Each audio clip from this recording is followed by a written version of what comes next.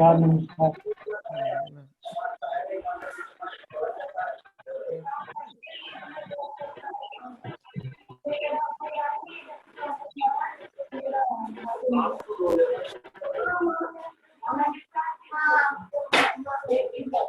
Brush करो brush करो। क्यों चाहिए? मीटू तो आप लोग अनम्यूट कर दीजिए। ब्रश करो। प्लीज रिक्वेस्ट है, जो भी एंटर कर रही है प्लीज अनम्यूट कर लो, सुन पाएंगे। Only the speakers will unmute themselves, बाकी सब अपने आप को म्यूट कर लो और अपने वीडियोस भी, जो स्पीकर्स नहीं है अपने वीडियो ऑफ कर लो। It's a request.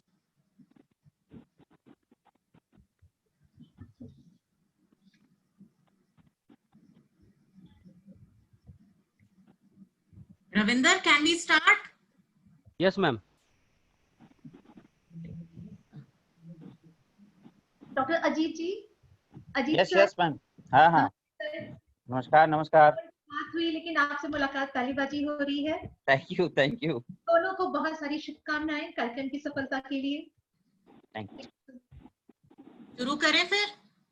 हाँ ma'am. Yes, ma'am. You may start. Live में ठीक टाइम है, लगेगा। मैं शुरू कर रही हूँ फिर। मैं डॉक्टर विनीता तुली आज के इस वेबिनार में ARSD कॉलेज की तरफ से आप सबका स्वागत करती हूँ। जैसा कि आप सब जानते हैं, आज का यह वेबिनार ARSD कॉलेज दिल्ली विश्वविद्यालय तथा गुरु नानक गर्ल्स कॉलेज यमुनानगर हरियाणा के संयुक्त तत्वावधान में आयोजित किया गया है। ARSD कॉलेज ने इस लॉकडाउन के दौरान अब तक इस संदर्भ में मनोविज्ञान, साइबर सुरक्षा प्रबंधन, आर्थिक प्रभाव, डीमिस्टिफाइंग कोविड-19, ऑनलाइन टीचिंग एंड लर्निंग तथा अनिश्चितता के समय कैसे खुश रहें आदि अनेक विषयों पर वेबिनार आयोजित कर चुका है। वेबिनार का विषय है लॉकडाउन और रचनात्मकता। विषय पर हमारे दो वक्ता हैं। हमारे पहले वक्ता हैं हमारे कॉलेज के प्राचार्य डॉक्टर ज्ञानतोष कुमार झा तथा दूसरी वक्ता हैं गुरु नानक गर्ल्स कॉलेज की प्राचार्य डॉक्टर वरिंद्र गांधी। एक बार पुनः आप सबका स्वागत है। अब मैं माइक अजीत कुमार जी को सौंपती हूँ। धन्यवाद विनीता मैम, IQAC की कन्वीनर और वेबिनार कमेटी की भी कन्वीनर। आज इस वेबिनार में सम्मिलित दोनों कॉलेज के प्राचार्य और प्राचार्य महोदय और महोदया, सहयोगी साथियों, छात्र छात्राएं एवं समस्त गण, इस संयुक्त तत्वावधान की पृष्ठभूमि में डॉक्टर लक्ष्मी गुप्ता और हम हैं, जिनकी लगन और सीखने और कुछ नया करने की प्रवृत्ति ने इस वेबिनार को आयोजन करने की सोच रखी। हम अपने कॉलेज के प्राचार्य महोदय डॉक्टर ज्ञानतोष कुमार झा और गुरु नानक गर्ल्स कॉलेज की प्राचार्य डॉक्टर वरिंद्र गांधी को भी धन्यवाद करते हैं, जिन्होंने इसे सकारात्मकता से स्वीकारा। सीखना और सिखाना हमारे कॉलेज का ध्येय है और रहेगा भी। हम पहले भी कई संस्थानों के साथ जुड़कर इस तरह के सेमिनार का आयोजन अपने कॉलेज में करते रहे हैं, लेकिन दिल्ली से बाहर हम के किसी भी, वो भी गर्ल्स कॉलेज के साथ मिलकर वेबिनार का आयोजन करना, यह हमारे लिए भी पहली बार हो रहा है। तो मैं दोनों ही कॉलेज के प्राचार्य और प्राचार्य महोदय का बहुत शुक्रगुजार हूँ कि इन्होंने इसे पॉजिटिविटी से लिया और उसका परिणाम है कि आज हम आप सबके सामने हैं। Thank you. अब मैं आगे की कार्रवाई के लिए डॉक्टर लक्ष्मी गुप्ता, जो गुरु नानक गर्ल्स कॉलेज की अध्यापिका हैं, मैं उनसे गुजारिश करता हूं कि वो आगे की कार्रवाई करें। धन्यवाद डॉक्टर अजीत जी। आप सभी के आशीर्वाद स्वरूप मैं इस कार्यक्रम का शुभारंभ कर रही हूँ अपनी तरफ से। जैसा कि डॉक्टर अजीत जी ने बताया कि गुरु नानक गर्ल्स कॉलेज यमुनानगर और आत्माराम सनातन धर्म कॉलेज दिल्ली, जो कि दिल्ली विश्वविद्यालय से संबद्ध है, संयुक्त तत्वावधान में आज का यह वेबिनार आयोजित हो रहा है, जिसका समय है लॉकडाउन और रचनात्मकता। क्योंकि इस संदर्भ में मैंने तो उन्होंने हमारे निवेदन को सहज स्वीकार किया और दोनों ही कॉलेज के प्रिंसिपल्स ने हम लोगों को अनुमति प्रदान की। तो आज का जो वेबिनार का पूरा श्रेय दोनों ही महाविद्यालय के प्राचार्यों को है, जिनके अनुसार, जिनकी आर्थिक आशीर्वाद से आज का यह कार्यक्रम संपन्न होने जा रहा है। आज के इस वेबिनार में सर्वप्रथम स्वागत आत्माराम सनातन धर्म कॉलेज के प्राचार्य डॉक्टर ज्ञानतोष झा जी का, साथ ही में बहुत बहुत अभिवादन, बहुत बहुत स्वागत गुरु नानक गर्ल्स कॉलेज की विदुषी प्राचार्य डॉक्टर श्रीमती वरिंद्र गांधी जी का। इसी के साथ में बहुत बहुत स्वागत, हृदय की गहराइयों से स्वागत हमारे साथ जुड़े विभिन्न विद्यालयों, विभिन्न संस्थानों, विभिन्न महाविद्यालयों, विभिन्न विश्वविद्यालयों से जुड़े हुए प्राध्यापकों का, अध्यापकों का और शोधार्थियों का, जो इस वेबिनार में यहाँ पे उपस्थित हुए हैं। बहुत ज्यादा ना कहते हुए इस कार्यक्रम का शुभारंभ करते हैं और आग्रह करते हैं गुरु नानक गर्ल्स कॉलेज की प्राचार्य जी से कि वो स्वागत भाषण के साथ इस कार्यक्रम का शुभारंभ करें। मैम सादर आमंत्रित हैं। नमस्कार। डॉक्टर ज्ञानतोष झा जी, अभी आपके टीचर वनीत तुली जी ने बताया कि आप बहुत सारे वेबिनार ऐसे कर चुके हैं और हमारा तो ये पहला ही प्रयास है। तो डॉक्टर लक्ष्मी गुप्ता जो कि पिछले 15 दिन से इसमें लगी हुई थी और ये हमारा पहला वेबिनार है और अभी 3, 4, 5 को कुछ इंटरनेशनल वेबिनार भी हम करने जा रहे हैं।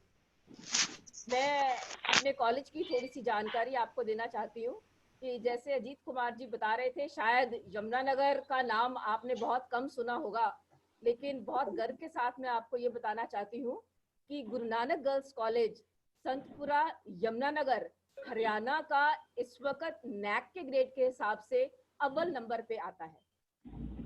हमारी नैक की इंस्पेक्शन फरवरी 2016 में डॉक्टर साहब हुई थी और एक मैगजीन है करियर 360, उसमें उन्होंने कुछ कॉलेजेस के बारे में बताया कि किस कॉलेज की क्या ग्रेडिंग है। तो हरियाणा के जो पहले 2 कॉलेजेस हैं, बल्लभगढ़ का है और एक अंबाला का एसटी कॉलेज है, ये 1 और 2 नंबर पे आते हैं और गुरु नानक गर्ल्स कॉलेज तीसरे नंबर पे आता है।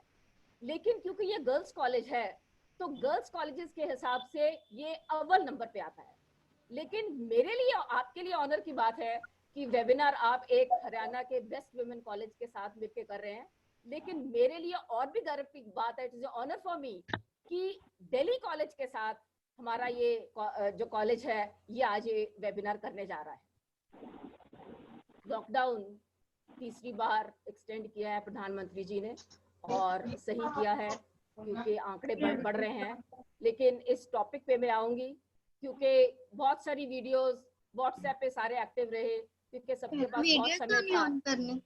तो लॉकडाउन और क्रिएटिविटी की जहाँ तक हम बात करें कि छोटे छोटे बच्चे, एक नूर बच्ची आपने सुनी होगी, उसकी व्हाट्सएप के मैसेजेस भी सबको बहुत ही हंसा रही है और इतनी सारी क्रिएटिविटी, चाहे दुख की बातें भी हुई, हमने 2 फिल्म स्टार खो दिए और लेकिन उसमें से भी ह्यूमर और क्रिएटिविटी इन दिनों में निकली। मेरा मन खुश हुआ जब डॉक्टर लक्ष्मी गुप्ता ने कहा कि डॉक्टर झा ने अनुमति दी और मैडम, मैंने कहा भी लक्ष्मी गुप्ता हमारे पास तो अनुभव ही नहीं है, ऐसा वेबिनार हमने कभी किया ही नहीं है, लेकिन there is always a first time. तो डॉक्टर साहब, जब मुझे ये पता लगा कि आप मुख्य वक्ता के रूप में हमें बहुत कुछ बताने जा रहे हैं, तो मैं अब आपको सुनना चाहूंगी कि आप लॉकडाउन और क्रिएटिविटी पे आप हमें क्या बताएंगे। धन्यवाद बहुत बहुत, और बहुत बहुत स्वागत आपके सब टीचर्स का और जितने भी लोग डेलीगेट्स जो इस वेबिनार में आज हिस्सा ले रहे हैं। धन्यवाद। बहुत बहुत धन्यवाद मिसेस गांधी। शुरुआत कर रहे हैं हम लोग और बढ़ रहे हैं अपने विषय की तरफ।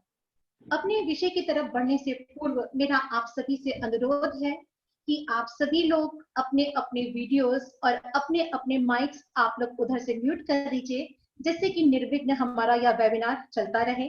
साथ ही में हमारे मुख्य वक्ता जिनको कि मैं आमंत्रित करने वाली हूँ, उनका वक्तव्य शुरू होने से पूर्व ही आपसे एक निवेदन है कि उन्हें सुनते हुए अगर आपके मन में कोई भी प्रश्न आ रहा है, अगर कोई भी जिज्ञासा हो, तो आप लोग अपने माइक को ऑन मत करिएगा। नीचे आपके पास चैट बॉक्स है, आप इस चैट बॉक्स में अपनी क्वेरीज, अपने प्रश्न डाल सकते हैं और जब हमारा प्रश्नोत्तर राउंड शुरू होगा तब हम लोग आपके उन प्रश्नों के उत्तर दे पाएंगे। साथ ही आप सभी से एक अनुरोध ये भी है कि अगर बीच में आपका कोई भी प्रश्न है तो आपके साइड में जहां पे आपका रीनेम है वहां पे आपके पास हैंड रेज करने का ऑप्शन आ रहा है। तो अगर आपका कोई भी प्रश्न है बीच में तो फिर आप लोग हैंड रेज कर सकते हैं। ये थोड़े से नियम। अपने मुख्य वक्ता डॉक्टर ज्ञानतोष कुमार झा जी को आमंत्रित करने से पूर्व एक छोटा सा परिचय मैं आप लोगों को देना चाहूंगी। डॉक्टर ज्ञानतोष कुमार झा जी पिछले कई वर्षों से आत्माराम सनातन धर्म कॉलेज दिल्ली में, जो कि दिल्ली विश्वविद्यालय से संबद्ध है, पिछले कई वर्षों से वहां पे प्राचार्य के पद पर अपने कॉलेज की गतिविधियों को, अपने कॉलेज को नित्य नवीन ऊंचाइयां प्रदान कर रहे हैं। शिक्षा के क्षेत्र में जो इनका अवदान है वह सर्वथा स्तुत्य और श्लाघनीय है। इन्होंने हिंदी ऑनर्स, एमए हिंदी से, एमफिल दिल्ली विश्वविद्यालय दिल्ली से और PhD BR university Muzaffarpur Bihar से संपन्न की। जैसा कि डॉक्टर अजीत जी से मेरी बातचीत हो रही थी, उन्होंने हमें बताया कि हिंदी के प्रति सर का बहुत अधिक रुझान है। कारण भी है क्योंकि हिंदी ही उनका विषय रहा है, तो साहित्य और भाषा के प्रति उनकी रुचि होना स्वाभाविक ही है। हिंदी के साथ साथ साहित्य के साथ साथ नाटक और रंगमंच में भी इनका विशेष योगदान रहा है। डॉक्टर की जो बहुचर्चित पुस्तक है नाटककार प्रेमचंद करबला संदर्भ, इसके ऊपर कई शोध भी हो चुके हैं। साथ ही डॉक्टर ने अनेक प्रचलित और प्रतिष्ठित पत्र पत्रिकाओं में अनेकों लेख, शोधालेख अपने प्रस्तुत किए हैं। वर्ष 2017 में women agency for generating employment की तरफ से डॉक्टर को लाइफ टाइम अचीवमेंट पुरस्कार सहित अनेकों पुरस्कार प्राप्त हुए हैं। डॉक्टर के बारे में मैं बहुत अधिक क्या बोलूं, यदि मैं बोलती रही तो शायद यह वेबिनार का समय ही खत्म हो जाएगा। इसलिए मैं अपनी वाणी को विराम देते हुए पूरे आदर और सम्मान के साथ आमंत्रित करती हूँ डॉक्टर ज्ञानतोष कुमार जी को वो आए और लॉकडाउन विषय के ऊपर अपना वक्तव्य यहाँ पे डॉक्टर साहब आदर आमंत्रित किए। नमस्कार, धन्यवाद आपका। मैं इस वेबिनार के आयोजन के लिए अपने कॉलेज की हमारी वेबिनार टीम और उसकी कन्वीनर तुली श्री अजीत कुमार, जो कि संयुक्त तत्वावधान वेबिनार के संयोजक हैं, और आप लक्ष्मी गुप्ता जी को और आपकी प्राचार्य महोदया डॉक्टर बरिंद्र गांधी जी को मैं धन्यवाद करता हूं कि आपने एक सार्थक और समीचीन विषय पर बातचीत करने का एक अवसर प्रदान किया है। वैसे तो हम सभी लोग सहयोगी हैं और में बातचीत करते ही रहते हैं, लेकिन आज मैं सीधे अपनी बात, जो हमारा विषय है रचनात्मकता को लेकर के, लॉकडाउन और रचनात्मकता, इस विषय पर मैं अपनी बात रखने जा रहा हूँ। हम सब लोग एक बड़े ही संकट के दौर से या संकट के समय से गुजर रहे हैं, और वह संकट है वैश्विक महामारी कोरोना का संकट, जो कि मानवीय सभ्यता और मानवीय संस्कृति के लिए या संपूर्ण मानवता के लिए एक चुनौती बनकर के सामने खड़ी हो गई है। और उसका दायरा इतना विशाल है और इस तरह से भयावह है कि उसने अपने दायरे में संपूर्ण विश्व को और संपूर्ण विश्व के 200 देशों की आबादी को अपने दायरे में ले लिया है, और लगातार इसका संकट बढ़ता जा रहा है, और उससे लोगों की असामयिक मृत्यु का, जान माल का नुकसान हुआ है। तो ये एक स्थिति है, एक परिस्थिति है विश्व के सामने, और इस परिस्थिति से निपटने के लिए विभिन्न देश की सरकारों ने लॉकडाउन और जो सामाजिक दूरी के पालन या वैयक्तिक दूरी के पालन का एक सिद्धांत या एक तरह से मूल मंत्र इस बीमारी से बचने के लिए दिया है। उसी के तहत पिछले 24 मार्च से हम सभी लोग अपने घरों में लॉकडाउन के अंतर्गत एक तरह से बंद है। ये लॉकडाउन एक तरह से इस बीमारी से बचाने का उपाय है, लेकिन दूसरी तरफ एक तरह का हमारे ऊपर बंधन भी है। और इस महामारी के की भयावहता और इसके संकट के काल में संपूर्ण मानवीय सभ्यता और संस्कृति एक तरह से संकट के दौर से गुजर रही है, और इसका अनुभव हम सभी लोग अपने अपने स्तर पे कर रहे हैं। मैं सबसे पहले थोड़ी बात इस संकट की करूंगा और उस संकट से उपजने वाली हमारी मानसिक स्थितियों की करूंगा, और उसको किससे हमने अपने अतीत में अपने इतिहास के पन्नों को उभार करके मैं देखने की कोशिश करूंगा कि जब भी इस तरह की वैश्विक महामारी आई है तो हमने उसको कैसे डील किया है। और फिर मैं आपसे थोड़ी सी बातचीत रचनात्मकता के बारे में, और रचनात्मकता हिंदी के बहाने से मैं आपसे अपने विचार साझा करने की कोशिश करूंगा। मित्रों, आप सब लोग या मैं खुद ये महसूस करता हूँ कि कहीं न कहीं हमारे मन में संकट के दौर में एक भय है। वो भय कैसा है? उस भय पर आने से पहले मैं एक बात आपको बता दूं कि यह जो लॉकडाउन है, क्योंकि हम सभी इंसान हैं और इंसान हर समय एक परिस्थिति में रहता है, और परिस्थिति में उसके रहने से बार बार व्यक्त होती है घटनाएं, और इन घटनाओं को यदि आप ठीक से अपने जीवन के क्रम में समझें तो हर रोज एक नई कहानी, एक नई कथा हम सभी लोग गढ़ और रच रहे होते हैं। यह एक प्रक्रिया हमारे जीवन में हो रही होती है। तो इस क्रम में चूंकि एक परिस्थिति में, एक विशेष परिस्थिति में हम सभी लोग बंद हैं अपने घरों में, और वह परिस्थिति है लॉकडाउन की। और उस लॉकडाउन के कारण बहुत सारी सूचनाएं जो छन करके विभिन्न सोशल मीडिया और मीडिया के माध्यम से, प्रिंट और इलेक्ट्रॉनिक मीडिया के माध्यम से हमारे पास जो आ रही हैं और उसको हम ग्रहण कर रहे हैं, उससे कहीं ना कहीं और हमारे मन में एक तरह की आशंका और एक तरह का भय हमारे मन में उत्पन्न होता है। तो वो भय, एक तो यह भय है कि कहीं यह बीमारी हमको तो नहीं पकड़ लेगी, इस तरह की आशंका। और यह आशंका निर्मूल नहीं है, क्योंकि कब किसको किस तरह से संक्रमण प्रसारित हो जाए यह समझ में नहीं आता है, इसलिए इस तरह का एक भय।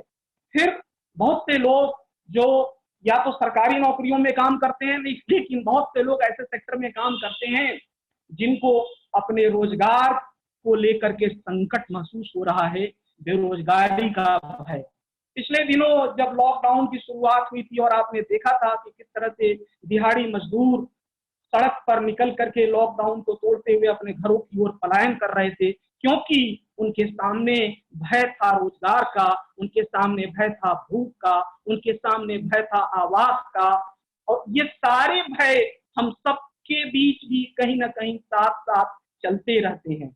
और उसके अलावा जब हम घरों में अकेले हैं तो हमको लगता है अकेलापन का भय, हमको लगता है कि कहीं ना कहीं उस समाज से, जिस समाज में रहने के और जिस समाज के साथ हम जीवन जीने के आदी हो गए थे, कि कहीं ना कहीं हम उससे अकेले तो नहीं हो गए हैं। और इस अकेलेपन से हमारे मन में एक संतरास, एक भय, एक निराशा और एक कीड़ा उत्पन्न होती है, जिससे हमारे भीतर एक अनिश्चितता का बोध उत्पन्न होता है, एक अनिश्चितता या अनिश्चय की भावना हमारे भीतर बढ़ने लगती है, और वह अनिश्चितता हमारे भीतर एक तनाव उत्पन्न करता है, और वह तनाव कई बार हमारी मानसिक परेशानियों और हमारे भीतर एक तरह के नकारात्मक सोच को उत्पन्न कर देता है। और इस सोच के कारण लगता है कि कहीं हमारी जिंदगी ठहर तो नहीं गई है, हमारी गतिशीलता, हमारी वो गत्यात्मकता, हमारी जिंदगी की वो रवानगी, हमारी वो सारी चीजें जिसकी वजह से हम गतिशील और क्रियाशील दिखते थे, कहीं वो सब कुछ ठहर तो नहीं गया है। तो इस ठहराव के कारण और सुबह से शाम तक घर में जो भी हम काम करते हैं उसके वजह से कई बार लगता है कि हमने पूरे दिन में किया क्या।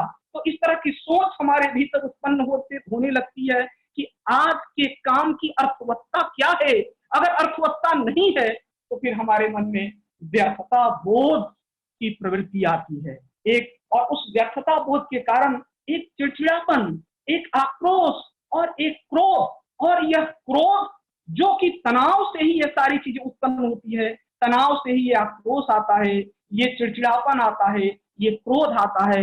आपने पिछले दिनों या आज या पीछे के अखबारों में पढ़ा होगा कि बहुत सारे डोमेस्टिक वायलेंस, जो घरेलू हिंसा है, घरों में रहते हुए लोगों के बीच में इस तरह की शिकायतें बहुतायत आ रही हैं।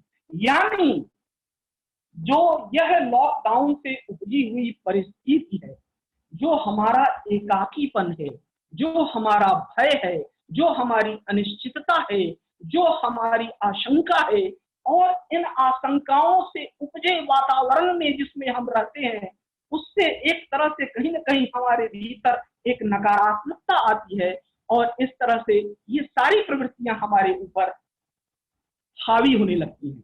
मित्रों, मैं इसके माध्यम से आपसे कहना क्या चाहता हूँ, मैं कोई नकारात्मक बात करने यहाँ नहीं आया। मैं कहना ये चाहता हूँ कि ये संकट का समय है, और संकट मनुष्य के जीवन की पाठशाला है। संकट के समय एक अवसर होता है सीखने का, संकट के समय एक अवसर होता है चुनौतियों को स्वीकार करने का, और संकट के समय कई बार हम लोग नकारात्मक भी हो जाते हैं। तो जो अभी मैंने आपसे जो बातें की और जो बातें मैंने कही, उसमें आपको लग रहा होगा कि कहीं ना कहीं हम संकट के इस क्षण में हम नकारात्मक हो गए हैं, लेकिन ऐसा नहीं है। बहुत सारे ऐसे लोग हैं, साहित्यकार हैं, रचनाकार हैं, जो इस संकट की चुनौती को स्वीकार करते हैं, और स्वीकार करते हुए वो इससे बाहर निकलते हैं। मैं इसके संबंध में एक छोटा सा उदाहरण साहित्य के बीच से देना चाहता हूँ कि बहुत तरह के जो भक्ति काल के हमारे तमाम कवि हैं, चाहे वो कबीर हो या तुलसी हो या सूर हो या जायसी हो या मीरा हो, इस तरह के सामाजिक बंधन या उस जो उनके समय की जो रूढ़ियां थी या जो परंपराएं थी या जो व्यवस्था थी, उस बंधन के संकट को उन्होंने अपने साहित्य के माध्यम से तोड़ा है। इससे विस्तार से चर्चा आगे करूंगा। मैं केवल एक संकेत दे रहा हूं कि जो रचनात्मकता है, रचनात्मकता आपको संकट से निकाल सकती है। और ये संकट क्या है? संकट चुनौती देता है, संकट आदमी को सीखने का अवसर देता है, और संकट जीवन की पाठशाला है जिसमें बहुत सारा पाठ हम इकट्ठा सीखते हैं। और आज पिछले लगभग 1.5 महीने से इस लॉकडाउन की अवधि में हमने बहुत सारे पाठ ऐसे सीखे हैं। इस संदर्भ में मैं एक बात आपसे और साझा करना चाहता हूं। मैं बताना चाहता हूं कि मार्क रदरफोर्ड एक लेखक थे, और उनके बचपन की एक घटना है। उस घटना के बारे में अपनी रचना में वो जिक्र करते हैं, और वो बताते हैं कि एक बार समुद्र के किनारे वो बैठे हुए थे, और उन्होंने देखा कि समुद्र के भीतर एक जहाज लंगर डाले खड़ा है। किशोर मार्क रदरफोर्ड के मन में यह विचार पौधा कि क्यों नहीं उस जहाज तक पहुंचा जाए, और उसके मन के भीतर एक साहस, एक उत्साह, एक उमंग से वो भर गया, और वह किशोरावस्था में वो व्यक्ति तैरता हुआ पहुंच गया जहाज के पास। जहाज के उसने 3-4 चक्कर लगाए, और उसको अपार खुशी, एक विजय की अनुभूति होती है। लेकिन कुछ ही क्षणों बाद जब वो किनारे की तरफ देखता है, तो उसको लगता है कि किनारा कितना दूर है, और उस दूरी का अनुमान करने से या उस दूरी के भय से, इस दूरी के आतंक से और इस अनिश्चितता से कि क्या वह किनारा तक पहुंच पाएगा, उसके मन में एक नैराश्य का भाव जगता है, और उसको लगता है कि वो कहीं पहुंच नहीं पाएगा और डूबेगा। तभी उसके मन में एक विचार और पहुंचता है कि मरने से पहले एक बार आदमी को संघर्ष करना चाहिए, और वो संघर्ष करने का ठानता है, और उत्साह के साथ अपनी सारी शक्ति को संजो करके और वो चल देता है तैरते हुए किनारे की तरफ। और किनारा जब वो मन में दृढ़ निश्चय कर लेता है, साहस कर लेता है, संकल्प ले लेता है, तो फिर उस किनारे तक पहुंच ही जाता है, और इस तरह से वो विजय को प्राप्त करता है। तो कोई लेखक अपने जीवन की छोटी घटनाओं को भी अपनी रचनाओं में इस तरह से जगह देता है जिससे एक बहुत बड़ा लेसन मिलता है, एक बहुत बड़ा पाठ मिलता है। तो उस संकट से हमने ये पाठ सीखा कि यदि कोई चुनौती आती है या अनिश्चितता का माहौल आता है या इस तरह की नकारात्मक सोच आती है, तो ठीक उसी समय हमारे जेहन में, हमारे दिमाग में कहीं ना कहीं एक सकारात्मक ऊर्जा भी संचरित होती रहती है। केवल जरूरत इस बात की है कि हम उस ऊर्जा का संचय करें और उसको शक्ति बना करके उस चुनौती का मुकाबला करें और फिर हम उससे बाहर निकल सकते हैं। तो यह है संकट जीवन की पाठशाला। दूसरी बात, मैंने अभी आपको बात की थी कबीर की, मीरा की, सूर की, तुलसी की। मैं अगर उनके बारे में थोड़ा सा जिक्र यहाँ करना चाहूं तो देखिए, मीरा के सामने क्या संकट था। मीरा के सामने राणा की चार दीवारी से निकलने की संकट था और लोक लाज को त्यागने का संकट था। तब भी इस संकट का मुकाबला उन्होंने किया और उन्होंने कहा, मेरे तो गिरधर गोपाल दूसरों न कोई, जाके सिर मोर मुकुट मेरो पति सोए। तो किसी व्यक्ति को अपना पति रहते हुए किसी व्यक्ति को उस समय सामंती समाज में अपना पति घोषित करना, चाहे वो ईश्वरी क्यों नहीं हो, और उसके लिए लोक लाज का त्याग कर देना, उसके लिए घर की सामंती चार दीवारी को की बेड़ी को तोड़ करके और जा करके ऐसे समाज में संतों के बीच बैठ जाना, यह कितनी बड़ी चुनौती थी, यह कितना बड़ा संकट था। लेकिन उस संकट का मुकाबला मीरा ने किया और वो विजेता है, वो आज भी अमर है। आज हम उनसे प्रेरणा ग्रहण करते हैं। आज स्त्री विमर्श की इतनी सारी बातें होती है, लेकिन उसकी जड़ में मीरा को उस समय के समय में भी देख करके आप उसको समझ सकते हैं। कबीर ने आज भी हमारे समाज के भीतर जाति और रूढ़ी व्यवस्था और कर्मकांड और छुआछूत, इन सब की बात और पाखंड की बातें होती हैं। और उस समय जो व्यवस्था थी और जिस तरह से कबीर का काफी विरोध हो रहा था और वहां के ब्राह्मणों ने उनका जिस तरह से विरोध किया, लेकिन कबीर ने उस संकट को स्वीकार किया, साहस किया, चुनौती स्वीकार की और अपने पदों के माध्यम से समाज को एक दिशा दी। तो एक उदाहरण है कि जो संकट को स्वीकार करता है वो जीवन की पाठशाला में सीखता है और कुछ नया गढ़ता है, कुछ नया रचता है। और हम सब लोग इस काम में कहीं ना कहीं हर रोज इस तरह के संकटों का मुकाबला करते हैं और सीखते ही रहते हैं। मैं अब आपके साथ थोड़ी बात ये बताना चाहता हूं कि किस तरह से जब हमारे भारतीय समाज में पहले भी इस तरह की महामारी आई है तो हमने उसका मुकाबला कैसे किया है। मैं थोड़ा चर्चा करना चाहता हूं विवेकानंद के बारे में, और मैं बताना चाहता हूं आपको कि जब बंगाल में प्लेग फैला तो विवेकानंद ने अपने प्लेग के मैनिफेस्टो की रचना की। विवेकानंद का प्लेग मैनिफेस्टो उन्होंने विवेकानंद ने लिखा और वो बांग्ला में और हिंदी में दोनों में प्रकाशित हुआ। उनकी दो शिष्या जो भगिनी निवेदिता और स्वामी सदानंद, इन दोनों ने उसका बहुत प्रचार प्रसार किया और लोगों तक उनकी बातें पहुंचाई। विवेकानंद क्या कहते हैं? विवेकानंद कहते हैं कि हमें भयभीत होने की जरूरत नहीं है। किससे? मृत्यु से। वह मृत्यु जो चिरंतन सत्य है, वह मृत्यु जो एक दिन आनी है, फिर उस मृत्यु से भय क्यों? इसलिए विवेकानंद कहते हैं कि ईश्वर की करुणा में विश्वास करो, परमात्मा में विश्वास करो, आध्यात्म में विश्वास करो और अपने ऊपर विश्वास करो और इससे लड़ो और इससे बाहर निकलो। एक वो मंत्र देते हैं, मंत्र देते हैं संकट से बाहर निकलने का, और वो संकट से बाहर निकलने के दो रास्ता बताते हैं। एक रास्ता रचनात्मकता का और दूसरा आध्यात्म। रचनात्मकता क्या? समाज में जागरूकता लाने की रचनात्मकता। रचनात्मकता क्या? वो कहते हैं सफाई करो, नालियों को साफ रखो, स्वच्छ रहो। क्या आज हम लोग जब कोरोना महामारी के इस वैश्विक लड़ाई में जब हम बात करते हैं तो हम यही तो कहते हैं कि हम एक दूसरे से दूरी बना करके रखें, हम साफ सुथरा रहें, हम हाथ को साफ रखें, हम स्वच्छ रहें, हम अपने स्वास्थ्य के प्रति सजग और सचेत रहें।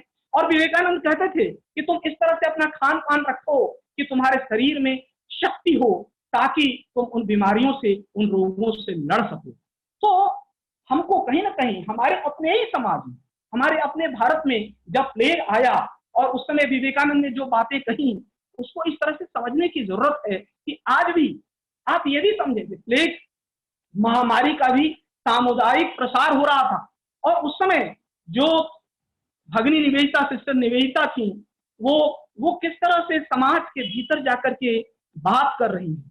वो सेवी समूह तैयार कर रही हैं, वो छात्रों से बात कर रही हैं और सबको तैयार कर रही हैं समाज सेवा के लिए, सफाई के लिए, जागरूकता ला रही हैं और विवेकानंद संदेश दे रहे हैं कलकत्ते में किस तरह से अभियान चलाया जा रहा है। और विवेकानंद ये संदेश दे रहे हैं कि यदि किसी को कोई परेशानी है तो रामकृष्ण मिशन के मठ में संपर्क करे और वहां के स्वयंसेवी उनकी मदद करेंगे। तो ये समझने की आवश्यकता है कि हमने पहले भी इस तरह की वैश्विक महामारी को डील किया है, हमने उसका मुकाबला किया है और वो गुलाम भारत के समय किया है जब हम गुलाम थे।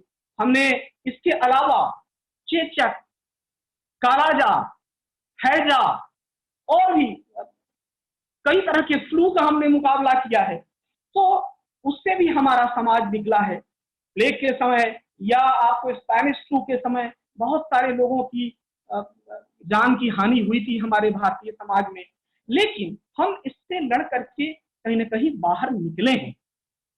और मैं आपको बताना चाहता हूं कि चाहे मृत्यु पहले भी हुई है बीमारियों की वजह से, या आज भी आपके सामने एक आंकड़ा मौजूद है कि लगभग 3% लोग जो बीमार पड़ रहे हैं वो उनकी मृत्यु हो रही है, लेकिन मृत्यु से भय क्यों? यदि आपके मन में विश्वास है और आप सावधानी बरत रहे हैं और आप जो लॉकडाउन के नियमों का पालन कर रहे हैं और आप रचनात्मक हैं, आप सकारात्मक हैं, तो फिर आपको डरने और भयभीत होने की आवश्यकता नहीं है, क्योंकि मृत्यु तो हम सभी जानते हैं कि वो एक दिन सुनिश्चित है, सबकी सुनिश्चित है।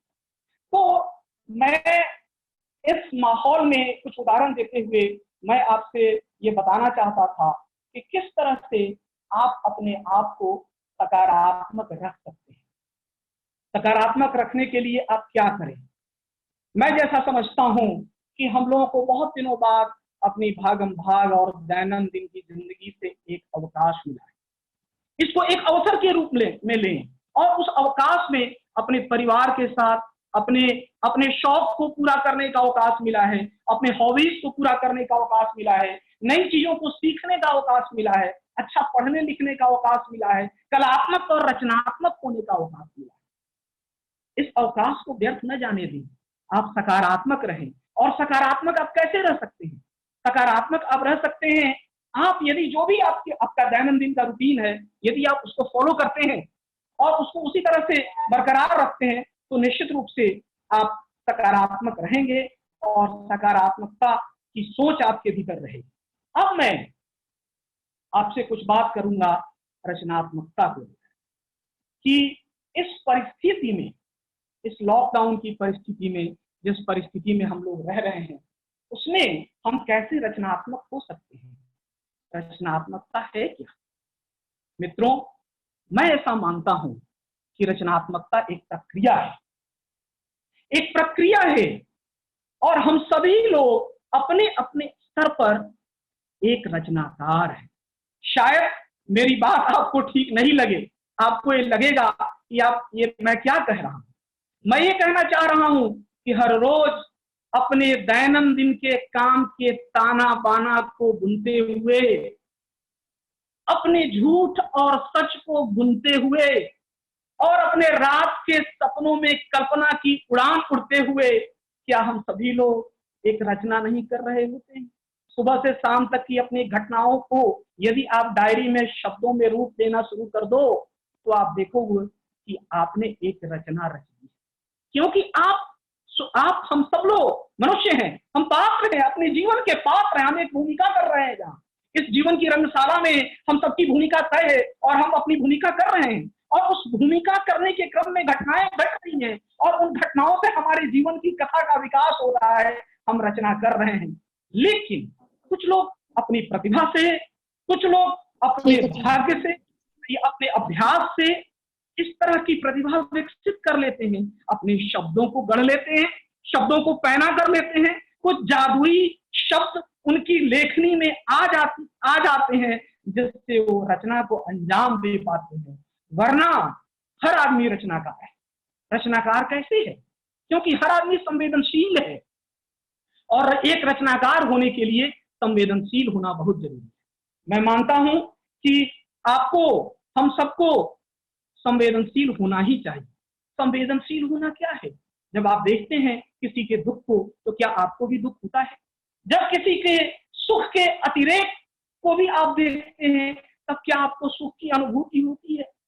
तो एक तरह से दूसरे की वेदना अपनी संवेदना से मिल जाए तो वो हाँ संवेदना साझा होती है और हम सब संवेदनशील होते हैं। तभी तो तुलसीदास जी ने रामचरितमानस की रचना करते हुए कह दिया था, क्या कहा था? परहित सरित धर्म नहीं भाई। तुलसीदास जी कहते हैं परहित सरित धर्म नहीं भाई, कि दूसरों के उपकार से बड़ा धर्म कोई है ही नहीं। ये संवेदनशील होना है। संवेदनशील होना है दूसरों के प्रति एक अच्छा भाव रखना। जब लोग अपने घरों से बेघर होकर या किसी मुसीबत में पलायन करते नजर आते हैं तो क्या आपकी संवेदना नहीं जगती है? जब किसी भूखे व्यक्ति को किसी कारण से याचना करते आप देखते हैं तो क्या आपकी संवेदना नहीं जगती है? जब कहीं समाज के बीच में किसी तरह की असमानता और अन्याय की बात आप देखते हैं तो क्या आपकी संवेदना नहीं जगती है? जब आप देखते हैं कि किसान अपने फसल की बर्बादी पर सिर पे हाथ रख करके अपना माथा ढूंढ रहा है तो क्या आपकी संवेदना नहीं जगती है? जब आप देखते हैं कि मजदूर, रेहड़ी चलाने वाला, ठेला चलाने वाला व्यक्ति आज खाने को मोहताज है तो आपकी संवेदना नहीं जगती है? आपकी संवेदना जगती है। आप भी भावुक होते हैं, आपकी आंखों में आंसू आते हैं। ये है संवेदनशील होना, जहां आप दूसरों के यथार्थ से अपने यथार्थ को जोड़ लेते हैं और यहाँ एक साझा यथार्थ बनता है। रचनाकार क्या करता है? रचनाकार साझे यथार्थ की अनुभूति करता है और उससे वो रचनाओं का निर्माण करता है। तो रचनाकार के लिए साझा यथार्थ समझना और उसकी अभिव्यक्ति, रचनाकार के लिए संवेदनशील होना, रचनाकार के लिए सहृदय होना, किसी के दुख दर्द पीड़ा को अनुभव करना, किसी के सुख के अतिरेक को समझना और उसके साथ रचनात्मकता में हमारी जो स्मृतियों की विरासत है वो भी सन्निहित हो जाती है। मैं फिर से एक बार साहित्य की ओर लौटूंगा। बहुत सारे ऐसे साहित्यकार अपने स्मृतियों में जो पौराणिक चरित्र हैं उनको लेकर के रचनाएं लिखते रहे हैं। मसलन राम को लेकर के बहुत वाल्मीकि के रामायण से लेकर के अब तक राम को लेकर के रचनाएं हो रही हैं। मैं तुलसीदास का उदाहरण लूंगा कि तुलसीदास ने राम को किस तरह से आदर्श या मर्यादा पुरुषोत्तम के रूप में उपस्थित किया और जीवन के अनेक संकटों से जूझते हुए सकारात्मक सोच रखते हुए उससे निकलते हुए दिखाया है, विजयी बताया है और उनका महानायकत्व प्रतिष्ठापित किया है भारतीय समाज और संस्कृति। तो संकट के क्षण में संकट की चुनौती को स्वीकार करके अपने जीवन की रचनात्मकता को बनाए रखकर अपनी सोच को सकारात्मक करके आप मुसीबतों से बाहर अवश्य निकल सकते हैं, ऐसा मैं मानता हूं और ऐसा मैं समझता हूं। रचनात्मकता के लिए अगर आप सहृदय हैं तो आप जो भी देख रहे होते हैं बाहर समाज के भीतर या कोई दृश्य देख रहे हैं या कोई घटना देख रहे हैं तो उसके भाव आपके मन में कुछ इस तरह के भाव जगते हैं और वो भाव आपकी छाती हो जाती है और उस छाती को आप फिर अपने शब्दों के माध्यम से आप रचना में उतारते हैं या अपनी कुची से, कलम कुची से, रंगों से आप उसकी पेंटिंग कर देते हैं, कोई कलाकृति बना देते हैं, कोई कार्टून बना देते हैं, कुछ भी आप कर सकते हैं। तो इस चुनौती की घड़ी में, इस संकट की घड़ी में हमारे सामने रचनात्मक होने का एक अवसर है और इस अवसर को आपको गंवाना नहीं चाहिए, मैं ऐसा मानता हूं। रचनात्मकता कई स्तर पे की जा सकती है। व्यक्तिगत स्तर पे आप अपनी रचनाएं लिख सकते हैं, आप कविता लिख सकते हैं, आप कहानी लिख सकते हैं, आप लेख लिख सकते हैं, आप डायरी लिख सकते हैं, उपन्यास लिख सकते हैं, किस्सा गोई कर सकते हैं, कुछ भी कर सकते हैं। आप कार्टून बना सकते हैं, आप मीम बना सकते हैं, आप कुछ भी कर सकते हैं। सामाजिक स्तर पे भी आपकी रचनात्मकता हो सकती है। आप सेवा कर सकते हैं, आप समाज में जागरूकता फैला सकते हैं, आप एक अवेयरनेस का प्रोग्राम चला सकते हैं। आप वे जो भूखे लोग मैंने दिल्ली में देखा और आप सब ने देखा होगा और पूरे भारत में मैं मानता हूं कि हमारी जितनी बड़ी आबादी है और हमारे देश की जितनी बड़ी समस्या है, हमारे लोग, हमारे देश की जनता जिस तरह से इकट्ठा होकर के हाथ में हाथ मिला करके जिस तरह से मुसीबतों का मुकाबला करती है, वो काबिल तारीफ है। विश्व के किसी भी देश को इससे सबक लेने की जरूरत है कि किस तरह से हमारे लोग, हमारे स्वयंसेवी समूह, हमारी स्वयंसेवी संस्थाएं सरकार के साथ कदम से कदम मिला करके किस तरह से लोगों को भोजन करा रही हैं, लोगों को के रहने की व्यवस्था कर रही हैं। अगर कोई मजबूर है, मजलूम है, बेसहारा है, बेपनाह है, तो उसके लिए आश्रय की व्यवस्था कर रही है, उसको हर तरह से उसकी मदद करने की कोशिश की जा रही है। तो यह समझने की भी आवश्यकता है कि आप सामाजिक रूप से किस तरह से रचनात्मक हो सकते हैं। मैं इस सामाजिक रूप से रचनात्मक होने में मैं थोड़ा सा आपको ले चलूंगा अब गांधी के पास। गांधी जब आजादी के आंदोलन का नेतृत्व कर रहे थे, तो वो दो स्तर पे रचनात्मक होने की बात करते हैं। एक वैयक्तिक स्तर पे वो क्या करते हैं?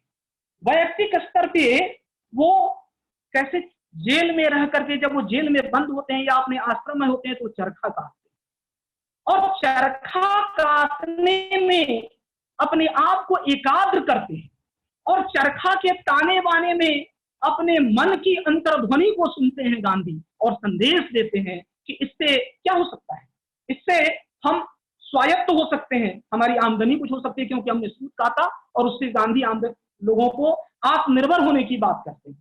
और वो इस तरह से एक रचनात्मक काम कर रहे हैं, एक उत्पादन कर रहे होते हैं। कोई भी रचना, चाहे वो कविता हो, कहानी हो, उपन्यास हो, या इस तरह से जो आप रचनात्मक कार्य कर रहे हैं, वो एक उत्पाद है और उस उत्पाद के रूप में वो एक उत्पादन कर रहे होते हैं। आप कोई कार्टून बनाते हैं, ये कोई गीत लिखते हैं, कोई लोकगीत लिख देते हैं, ये सारे तो उत्पाद हैं जिसके भोक्ता हैं हमारे सामाजिक या हमारे श्रोता, हमारे दर्शक, हमारे पाठक, ये सब उसके भोक्ता हैं, वो उसका उपभोग करते हैं।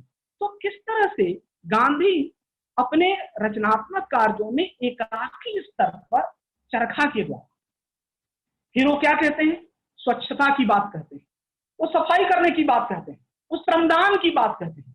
और श्रमदान सामाजिक विकास के लिए, श्रमदान सामाजिक कुरीतियों के निवारण के लिए, वो छुआछूत मिटाने के लिए भी श्रमदान की बात कहते हैं, और अपना मैला खुद साफ करने की बात कहते हैं। ये उनकी रचनात्मकता है। वो समाज से जाति भेद मिटाने के लिए रसोई को, किचन को एक साथ कर देने की बात करते हैं और कहते हैं कि हम अपने सब लोग मिलकर के श्रमदान के द्वारा रचनात्मक कार्य कर सकते हैं, समाज के लिए कुछ नया गढ़ सकते हैं, नया बना सकते हैं। तो हमारे महापुरुषों ने, चाहे वो विवेकानंद हो, चाहे वो गांधी हो, इन सब ने रचनात्मक स्तर पे केवल, अब गांधी जेल में रहकर के बहुत सारे पत्र लिखते थे लोगों को, उन पत्रों का संकलन हुआ और आप उसको पढ़े, कितनी रचनात्मक ऊर्जा है उसमें। तो इस तरह से आप देखते हैं कि हमारे जो महापुरुष हमारे समाज के बीच में हुए हैं, वो संकट की घड़ी में भी किस तरह से रचनात्मक रहते हैं। महामारियों में, दक्षिण अफ्रीका में जब गांधी रह रहे हैं और वहां प्लेग फैलता है, तो किस तरह से साहस से वो उसमें काम करते हैं, वो चले जाते हैं लोगों के बीच में और लोगों के साथ मिल करके काम करते हैं। भारत में जब आते हैं तब आप देखिए कि आश्रम की स्थापना करते हैं, और उस समय भारतीय समाज में तरह तरह की बीमारियां, चाहे वो चेचक हो, चाहे वो हैजा हो, चाहे वो आपको कोई अन्य बीमारी हो, तरह तरह की महामारियां फैल रही हैं, अकाल फैल हो रहा है। और हमारे समाज में जो कुष्ठ रोगी थे, उनके साथ जो घृणा का बर्ताव था, उनको समाज से, गांव से, मोहल्ले से बाहर उनको रख दिया जाता था, उनको किस तरह से गांधी आश्रम में लाते हैं और उनकी सेवा करते हैं। तो ये एक भी रचनात्मक काम है। आज की तारीख में मैं पुनः आपको अब आज के समय में लाना चाहता हूं और कहना चाहता हूं कि जैसे जो कोरोना वॉरियर्स हैं, चाहे वो चिकित्सा कर्मी हैं, चाहे वो सफाई कर्मी, चाहे वो पुलिस कर्मी है, चाहे वो समाजसेवी संगठन है और समाजसेवी संगठन के लोग हैं, जिस तरह से वो काम कर रहे हैं, वो भी रचनात्मकता है। वो रचनात्मक होना है। वो किस तरह से अपनी रचनात्मकता से लोगों के जीवन को प्रभावित कर रहे हैं, इसको भी आपको समझने की जरूरत है।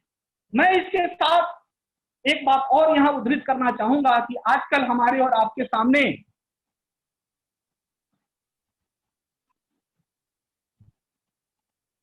तरह से बहुत सारी रचनात्मकता सोशल मीडिया में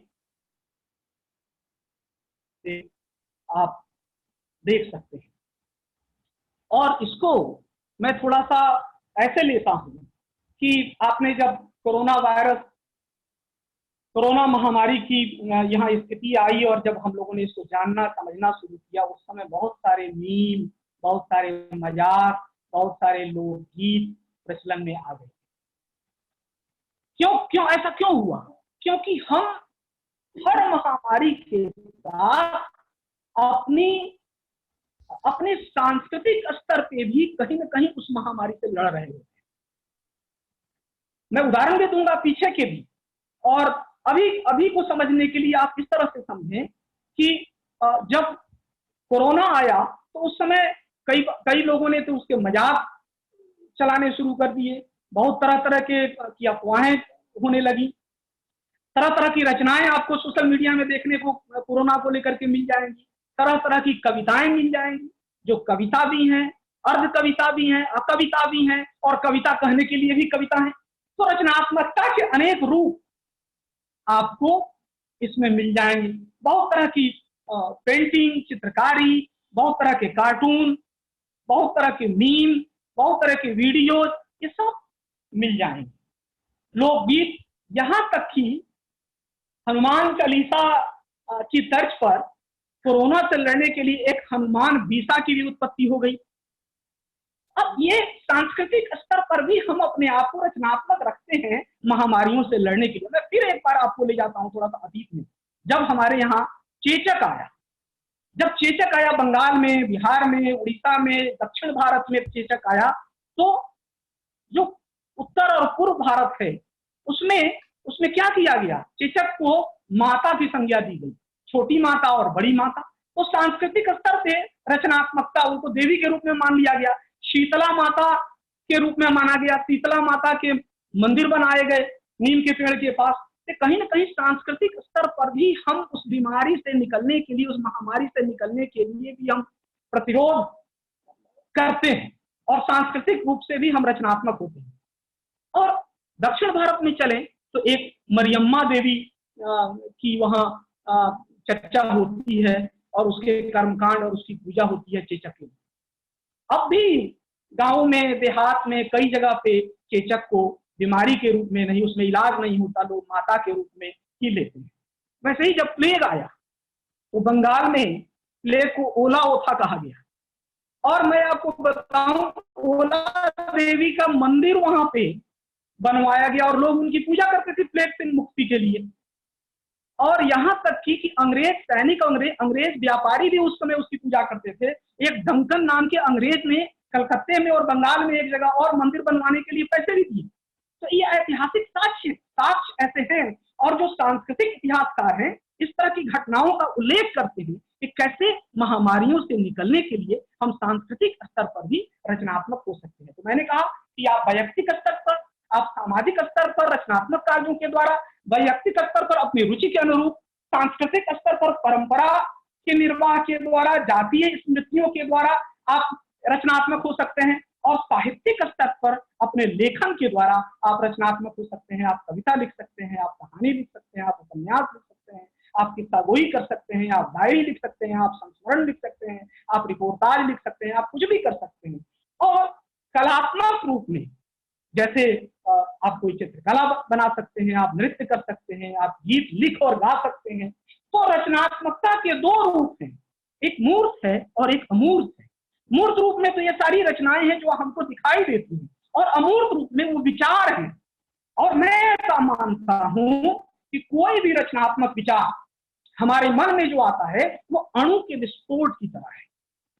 वो बिल्कुल, कोई विचार जब हमारे दिमाग में, हमारे मन मस्तिष्क में पहुंचता है और उससे एक जो नई स्फूर्ति मिलती है, नई ऊर्जा मिलती है, नया उत्साह मिलता है, और उससे हम रचनात्मक होते हैं, उससे हम सकारात्मक होते हैं।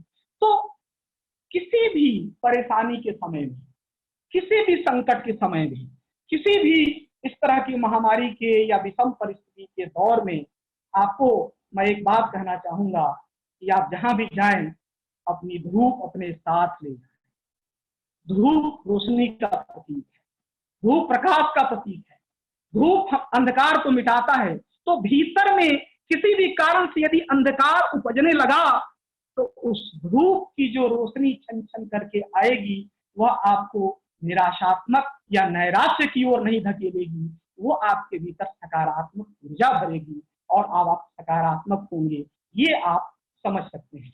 बहुत सारे लोगों ने हमारे साहित्य में महामारी की चर्चा की है। मैं इसके संबंध में एक बात करते हुए आपको बताऊंगा कि कैसे यूरोप में आज से 400 साल पहले जब प्लेग फैला तो उस समय उसकी चर्चा ब्रिटिश लेखक डेनियल डेफो ने अपनी किताब journal of the plague year में उसकी चर्चा की, और लंदन में या ब्रिटेन में उसकी भयावहता के बारे में उसकी चर्चा की। और एक जगह एक सांस्कृतिक इतिहासकार लिखते हैं कि पोलैंड में एक जब प्लेग की महामारी से बचने के लिए खुले जगह पर जाकर के लोग प्रार्थना किया करते थे। ब्रिटेन में जो चर्च थे, गिरजाघर हैं, गिरजाघर के ऊपर जो लोग मरते थे उनकी सूची लग जाती थी। उस समय भी घर से निकलने की पाबंदी थी, दुकानें बंद थी, लोग अपने घरों में कैद थे। तो ये एक तरह से जो उस समय स्थिति थी लगभग कमोबेश उसी तरह की स्थिति का मुकाबला या उसी तरह की स्थिति का सामना हम आज भी कर रहे हैं। हम देख रहे हैं कि एक भय और भयावहता का माहौल है और एक तरह के ऐसे वातावरण में हम जी रहे हैं जिसमें कहीं ना कहीं एक अनिश्चितता का बोध है और हमको लगता है क्या हम इससे निकल पाएंगे या नहीं। कामू की रचना द प्लेग में उन्होंने अल्जीरिया के शहर में प्लेग कैसे फैला इसकी चर्चा की है। मैं यदि यहाँ भारत में भारत की बात करूं तो स्पेनिश फ्लू की चर्चा 1918 में जो 1819 में जो स्पेनिश फ्लू यहाँ प्रसारित हुआ बंगाल में, और उसकी चर्चा कुछ रचनाओं में उसकी चर्चा मिलती है। और हिंदी की बात करूं तो निराला जी की रचना जो कुल्लू भाट है और स्त्री दर्पण है उसके संपादकीय में उसकी चर्चा वो करते हैं। बाकी दूसरी जगह इस तरह की चर्चा नहीं है। मैं थोड़ा सा आपको इससे हटकर, महामारी से हट करके जो दूसरी महामारी है जैसे जो हैजा है या जो कालाजार है या जो चेचक है, जो अकाल है, इस तरह की जो समस्याएं थी उसको जूझने के लिए किस तरह से हिंदी साहित्य में लोग लिख रहे थे। तो एक उपन्यास फणीश्वर नाथ रेणु का उपन्यास है महिला आंचल, मैं थोड़ी सी उसकी चर्चा करना चाहूंगा और मैं बताना चाहूंगा कि किस तरह से उस उपन्यास में कालाजार से बचने के लिए और कालाजार का टीका लगाने के लिए एक डॉक्टर प्रशांत आते हैं उस अंचल में, मेरीगंज अंचल में, जहाँ की कथा उस उपन्यास में उद्धृत है। और लोग उससे कैसे रिएक्ट करते हैं, किस तरह से उस समय जिस समय ये उपन्यास लिखा गया तो उस समय भी आजादी के पहले जब ये घटना घटी थी तो लोग डॉक्टर का विरोध करते हैं और वहां इंजेक्शन नहीं लेना चाहते, उसका टीका नहीं लगवाना चाहते, अविश्वास करते हैं डॉक्टर पर और उसका विरोध करते हैं। आज भी इस आजाद भारत में भी स्वतंत्रता के इतने वर्ष बाद भी कोरोना की इस महामारी में आपने देखा कि कई कोरोना योद्धाओं, हमारे चिकित्सा कर्मियों के साथ जो कि क्वारंटाइन करने के लिए लोगों को लेने समाज के भीतर उनकी जान बचाने के लिए गए, उनके साथ लोग आक्रामक हुए। ऐसा नहीं कि पहली बार हुए, ऐसा पहले भी हो चुका है और साहित्य इसका साफ प्रस्तुत करता है। और वहां फिर वो कमली और उसके पिता के हस्तक्षेप से लोगों को समझ में एक बात आती है और फिर लोग को टीका लगवाने के लिए तैयार होते हैं। और कैसे वो प्रशांत लोगों में ये जागरूकता लाने की कोशिश करते हैं कि आपको बासी भोजन नहीं करना है। देखिए विवेकानंद यही कह रहे थे कि बासी भोजन मत करो, साफ सुथरा रहो। आजादी के ठीक बाद या उसके पहले भी लोग यही कह रहे थे। जब पूना में प्लेग फैला तो तिलक उस समय काम कर रहे हैं, वो भी यही कह रहे हैं, गांधी भी यही कह रहे हैं। तो जो रचनाएं लिखी जा रही हैं इन चीजों को आधार बना करके उसमें भी ये बातें साफ साफ की जा रही हैं। यानी जब भी किसी महामारी को, किसी बीमारी को केंद्र में रख करके रचनाएं की जाती हैं, तो वो संवेदनाएं, वो दुख साझा होता ही है जिसको मैंने यथार्थ के को साझा करने की बात की। मैंने कहा था कि आप रचनात्मक होते हैं तो आप सपनों को साझा करें, अपने सपनों को दूसरे के सपने से मिला देते हैं। मैंने कहा था कि आप अपनी कल्पना का उड़ान भरते हुए आप दूसरों को भी उसमें समाहित कर लेते हैं। वैसे तो फिजिकल डिस्टेंसिंग है, लेकिन आप जब दूसरों की समस्या से रूबरू होते हैं तो आप उससे कहीं ना कहीं गलवहियां करते नजर आते हैं। भावात्मक रूप में आप भावना के स्तर पे मिल जाते हैं, उसकी भावना का आप वर्ण कर लेते हैं। आप भाव शून्य नहीं है, आप भावों को ग्रहण करते हैं और आप उसकी संवेदना को ग्रहण करते हैं। फिर आप में जगती है रचनात्मकता, फिर आप रचनात्मक होते हैं, फिर आप शब्दों का विधान करते हैं, अपने शब्दों को पैनापन करते हैं और फिर उन शब्दों के साथ कल्पना की ऊंची उड़ान भरते हैं और वहां फिर रचना की निर्मित होती है। और आप जानते हैं, जनेन्द्र कुमार ने कभी कहा था कि प्रत्येक रचना पृथक गर्भ का फल है। तो जैसे रचना पृथक गर्भ का फल है और जिस तरह से एक माँ अपने शिशु को जन्ने में प्रसव की पीड़ा को अनुभूत करती है, उसका अनुभव करती है, रचनाकार जिन चीजों को लेकर के रचनात्मकता को लेकर के आता है और रचना करता है, यदि पाठक या हम सब उसकी बात को उसी स्तर पे समझ जाते हैं तो हम उस गर्भ की पीड़ा को, यानी उस रचना प्रक्रिया को या उसकी रचनात्मकता के सभी बिंदुओं को हम समझने में सक्षम होते हैं। तो इस तरह से मैंने आपको बताने की कोशिश की कि कुछ रचनाएं जो हिंदी में भी हैं जिसके माध्यम से आप इस महामारी और इस बीमारी को समझ सकते हैं। एक बात और, जैसे अकाल आया तो आप नागार्जुन की कविता अकाल और उसके बाद में अकाल के बाद की परिस्थितियों को समझ सकते हैं।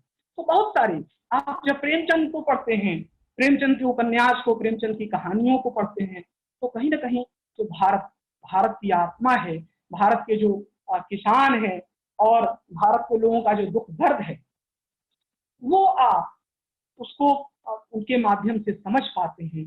तो प्रेमचंद और उसके माध्यम से संपूर्ण भारत का हमको एक तरह से दर्शन करा देते हैं और उसके माध्यम से हमको समझा देते हैं कि भारत के लोगों का दुख दर्द क्या है। तो इस भयावहता की स्थिति में, इस संकट के दौर में, इस अनिश्चितता के दौर में हमको रचनात्मक होने के लिए करना क्या चाहिए, अब थोड़ी सी बात करके फिर मैं अपनी बात को खत्म करूंगा ताकि आपसे बातचीत हो सके। इसके लिए मैंने बताया कि आप सबसे पहले आप संवेदनशील हो, और अगर आप संवेदनशील होंगे तो दूसरों के दुख को समझेंगे। तभी तो पंत जी ने, तभी तो कहा गया है, वियोगी होगा पहला कवि आज से उपजा होगा गान, उमड़कर आंखों से चुपचाप वही होगी कविता हम। मैं ऐसा मानता हूं कि आप जब दूसरों का दुख पढ़ लेते हैं, समझ लेते हैं, तो आप में रचनात्मकता अधिक आती है और कहीं ना कहीं अपने दुख से उस दूसरे के दुख को अनुस्यूत कर लेते हैं, मिला लेते हैं। तभी तो ये कहा गया, अधर पे मुस्कुराहट है, नयन से नीर बहता है, हृदय की हूक हंस पड़ती उसे जगजीत कहता है। रुदन का हंसना ही तो गान, ये गाना जो गीत आप सुनते हैं उसकी जो परिभाषा दी गई, रुदन का हंसना ही तो गान, तो इस रूप में हम इसको समझ सकते हैं कि हम संवेदनशील हैं, हम दूसरे की वेदना को, उसके दुख को, उसके दर्द को, उसकी पीड़ा को, उसकी करुणा को हम समझ लेते हैं और अपने शब्दों के माध्यम से उसको रचना का आधार, और हम सहृदय हों, यानी हमारा हृदय इतना विशाल और उदार हो कि जब संकट की स्थिति में किसी दूसरे को देखे तो बेचैन होगा, वो सहृदय होना है।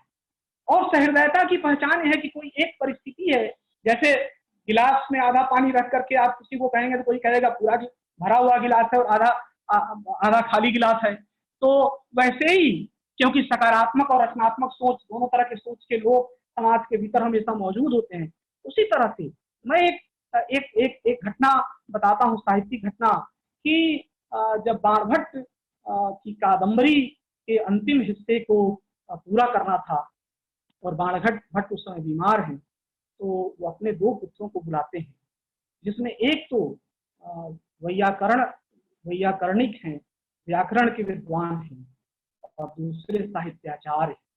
और उनको एक सामने सूखा हुआ वृक्ष है, उसको दिखा करके वो कहते हैं कि बताओ ये क्या है। तो जो वैयाकरणिक उनके पुत्र हैं वो कहते हैं शुष्कम काष्ठम तिष्ठत व्याघ्रे, कि सामने एक फूट और सूखा हुआ लकड़ी दिखाई पड़ रहा है। लेकिन दूसरी तरफ जो उनके साहित्यकार पुत्र हैं वो कहते हैं नीरस तरुरी विलसित पुरतः। वो कहते हैं इसका अर्थ यह है कि सामने एक सूखा हुआ वृक्ष मुस्कुरा रहा है, नीरस वृक्ष मुस्कुरा रहा है सामने। बाणभट्ट को समझ में आ गया कि जो साहित्य की प्रतिभा किसमें है, और उसको वो मौका देते हैं अपने उस अंतिम हिस्से को पूरा करने के। तो सहृदय होना क्या है कि अगर आप बिल्कुल नकारात्मक हैं तो उस नकारात्मकता से या संकट से आप और नकारात्मक हो जाएंगे, लेकिन अगर आप सकारात्मक हैं तो उसमें आप एक रचनात्मकता ढूंढेंगे, उसमें एक सौंदर्य ढूंढेंगे, और वो सौंदर्य ढूंढेंगे। उस ठूंठ पेड़ में भी अगर आप सौंदर्य ढूंढने में कामयाब हो गए तो वही आपकी असली रचनात्मकता और सहृदयता है। और सहृदय व्यक्ति दूसरों से तादाद शीघ्र बिठा लेता है। फिर मैंने कहा कि आपको कल्पनाशील होना चाहिए। आप कल्पनाशील हैं यानी आप कुछ सोच सकते हैं, कुछ नया गढ़ सकते हैं, नए विचार, नए अनुभव, नए स्वाद, नए गंध। और फिर आप मैंने अभी थोड़ी देर पहले बताया कि आज बहुतायत है, भरमार है सोशल मीडिया पे, तरह तरह की कविताएं लिखी जा रही हैं। लेकिन और ये संकट हिंदी में खास करके ये देखा जाता है कि बहुत तरह की कविताएं लिखी जाती हैं, 4 लाइन की, विभिन्न उच्छ्वासों की कविता, विभिन्न भावों की कविता, विभिन्न स्वादों की कविता, विभिन्न गंध की कविता वगैरह वगैरह। लेकिन जब आप पढ़ते हैं तो आपको लगता है कि इसमें कहीं ना कहीं कुछ कमी है। इसका कारण ये है कि जैसे क्लासिकल डांस करने के लिए, शास्त्रीय नृत्य करने के लिए, शास्त्रीय संगीत करने के लिए एक रियाज का, एक अभ्यास की आवश्यकता है, वैसे ही रचनात्मक होने के लिए भी, इस तरह से रचनात्मक रचनाएं लिखने के लिए, कविता, कहानी या चित्रकला और पेंटिंग करने के लिए आपको कहीं ना कहीं अभ्यास की जरूरत है। आपको अपनी भाषा के प्रति, अपने शब्दों के प्रति सजग होना चाहिए। तभी तो निराला ने कभी कहा था, मैंने मैं शैली अपनाई, देखा दुखी एक भाई, दुख की छाया पड़ी हृदय पर, झट उमड़ वेदना है। तो इसके माध्यम से निराला एक अपनी नई शैली गढ़ते हैं, अपने नए शब्द गढ़ते हैं, अपने नए छंद गढ़ते हैं, और छंद के बंधन को तोड़ने की बात करते हैं। पंत जी भी कहते हैं, खुल गए छंद के बंध प्रास के रजत पास। तो कई साहित्यकार इस तरह से रचनात्मकता में विश्वास करते हैं, और इसके माध्यम से वो बताते हैं कि कैसे हम अपनी रचनात्मकता के माध्यम से नए विचार, नए भाव, नई संवेदना, नए शिल्प हम गढ़ सकते हैं। मित्रों, मैं थोड़ी बात और करना चाहता हूँ, थोड़ा सा समय आप और मुझे सुने। ये मैं बताना चाहता था कि दरअसल सभी लोग साहित्यकार, कलाकार, रचनाकार तो उस तरह से नहीं हो सकते।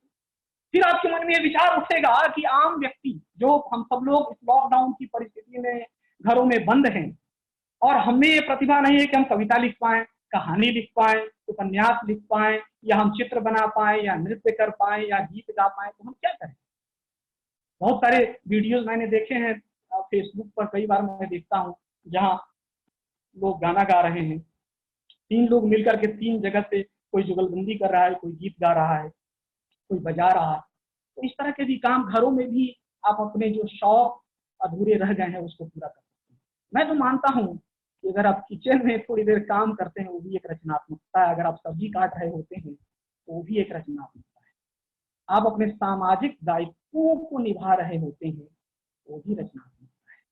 आप कुछ अच्छा सोच रहे हैं तो वो भी रचनात्मकता है। आप अपने दैनंदिन के क्रिया व्यापार में जो भी कुछ नया करने की कोशिश कर रहे हैं, जो कुछ नए स्वाद को बनाने की कोशिश कर रहे हैं, नया गढ़ने की कोशिश कर रहे हैं, किसी भी तरह वो रचनात्मकता है। आज हम तकनीक के प्रयोग के द्वारा 2 कॉलेज संयुक्त तत्वावधान में इस तरह से वेबिनार में एक सार्थक बातचीत करने की कोशिश कर रहे हैं, ये भी रचनात्मकता है। और हम शिक्षक अपने विद्यार्थी को प्रश्नों से जूझने, सवालों का उत्तर ढूंढने और कुछ अनुत्तरित प्रश्नों के पीछे लग जाने के लिए जो प्रेरित करते हैं, वो भी रचनात्मकता है। तो इस तरह से रचनात्मकता के विभिन्न रूप हैं और इस लॉकडाउन की समय में, लॉकडाउन की अवस्था में हम लोग इसका आनंद उठा सकते हैं, इसका आस्वादन कर सकते हैं, इसका स्वाद ले सकते हैं। ये लॉकडाउन जो कि कहीं ना कहीं हमारे लिए एक बंधन के रूप में है, या कहीं ना कहीं हमारे भीतर कुछ बंदिशें लगाता है, या कहीं ना कहीं हमको बांध देता है, कहीं ना कहीं अनिर्णय की स्थिति में, कहीं ना कहीं हमको अनिश्चितता के भय और आतंक में जीने के लिए विवश कर रहा है। उस हालात में, इस पूरे कोरोना काल में हम कैसे रचनात्मक रह करके हम इससे निकल सकते हैं, मैं समझता हूं कि मैंने इसी पर बातचीत करने की कोशिश की। और मैं मानता हूं ऐसा, ये लॉकडाउन जो कोरोना वायरस की महामारी से बचने के लिए हमारी सरकार ने लगाया है, और जो एक सामाजिक बंधन है और एक नैतिक दायित्व है हम सबका, इसमें हम रहें। यदि हम रचनात्मकता की प्रक्रिया को अपने जीवन में ठीक से अपनाएं, तो हम लोग अधिक सजीव और जीवंत जीवन जी सकते हैं। और जो ये मानव सभ्यता पर ये आक्रमण है, और इस आक्रमण के बीच में आपकी आंखों के सामने असंख्य वो दृश्य तैर रहे होंगे, वो काफिला मजदूरों का, वो चिकित्सा कर्मियों का, वो पुलिस की ड्यूटी, वो नर्स की हरारत, वो डॉक्टर बिना सोए हुए, वो बीमार आदमी, संवेदन शून्यता की स्थिति, और कई बार सामाजिक तनाव की स्थिति। मुझे लगता है कि आगे आने वाले समय में बहुत सारे साहित्यकार और रचनाकार कुछ इस पर सोच रहे होंगे, और नई रचनात्मकता की नई कोपलें जरूर फूटेंगी, और नई नई रचनाएं भविष्य में हमारे सामने आएंगी। और जब आज से 100 साल बाद कोई बात कर रहा होगा, तो निश्चित रूप से ये बात जरूर होगी कि कोरोना के समय में किस तरह से हमारा समाज था, हम कैसे रिएक्ट कर रहे थे, हम कैसे घरों में बंद थे। और रचनात्मकता ही आज के इस समय, आज के इस संदर्भ, आज की इस परिस्थिति, आज के हमारे मानसिक हालात, आज की हमारी व्यवस्था, आज की हमारी मनोवृत्ति, सबको रचनात्मकता के साथ हम सब लोग 100 साल बाद भी, 200 साल बाद भी, 1000 साल बाद भी यात्रा कर सकेंगे, ऐसा मैं मानता हूँ। बहुत बहुत धन्यवाद।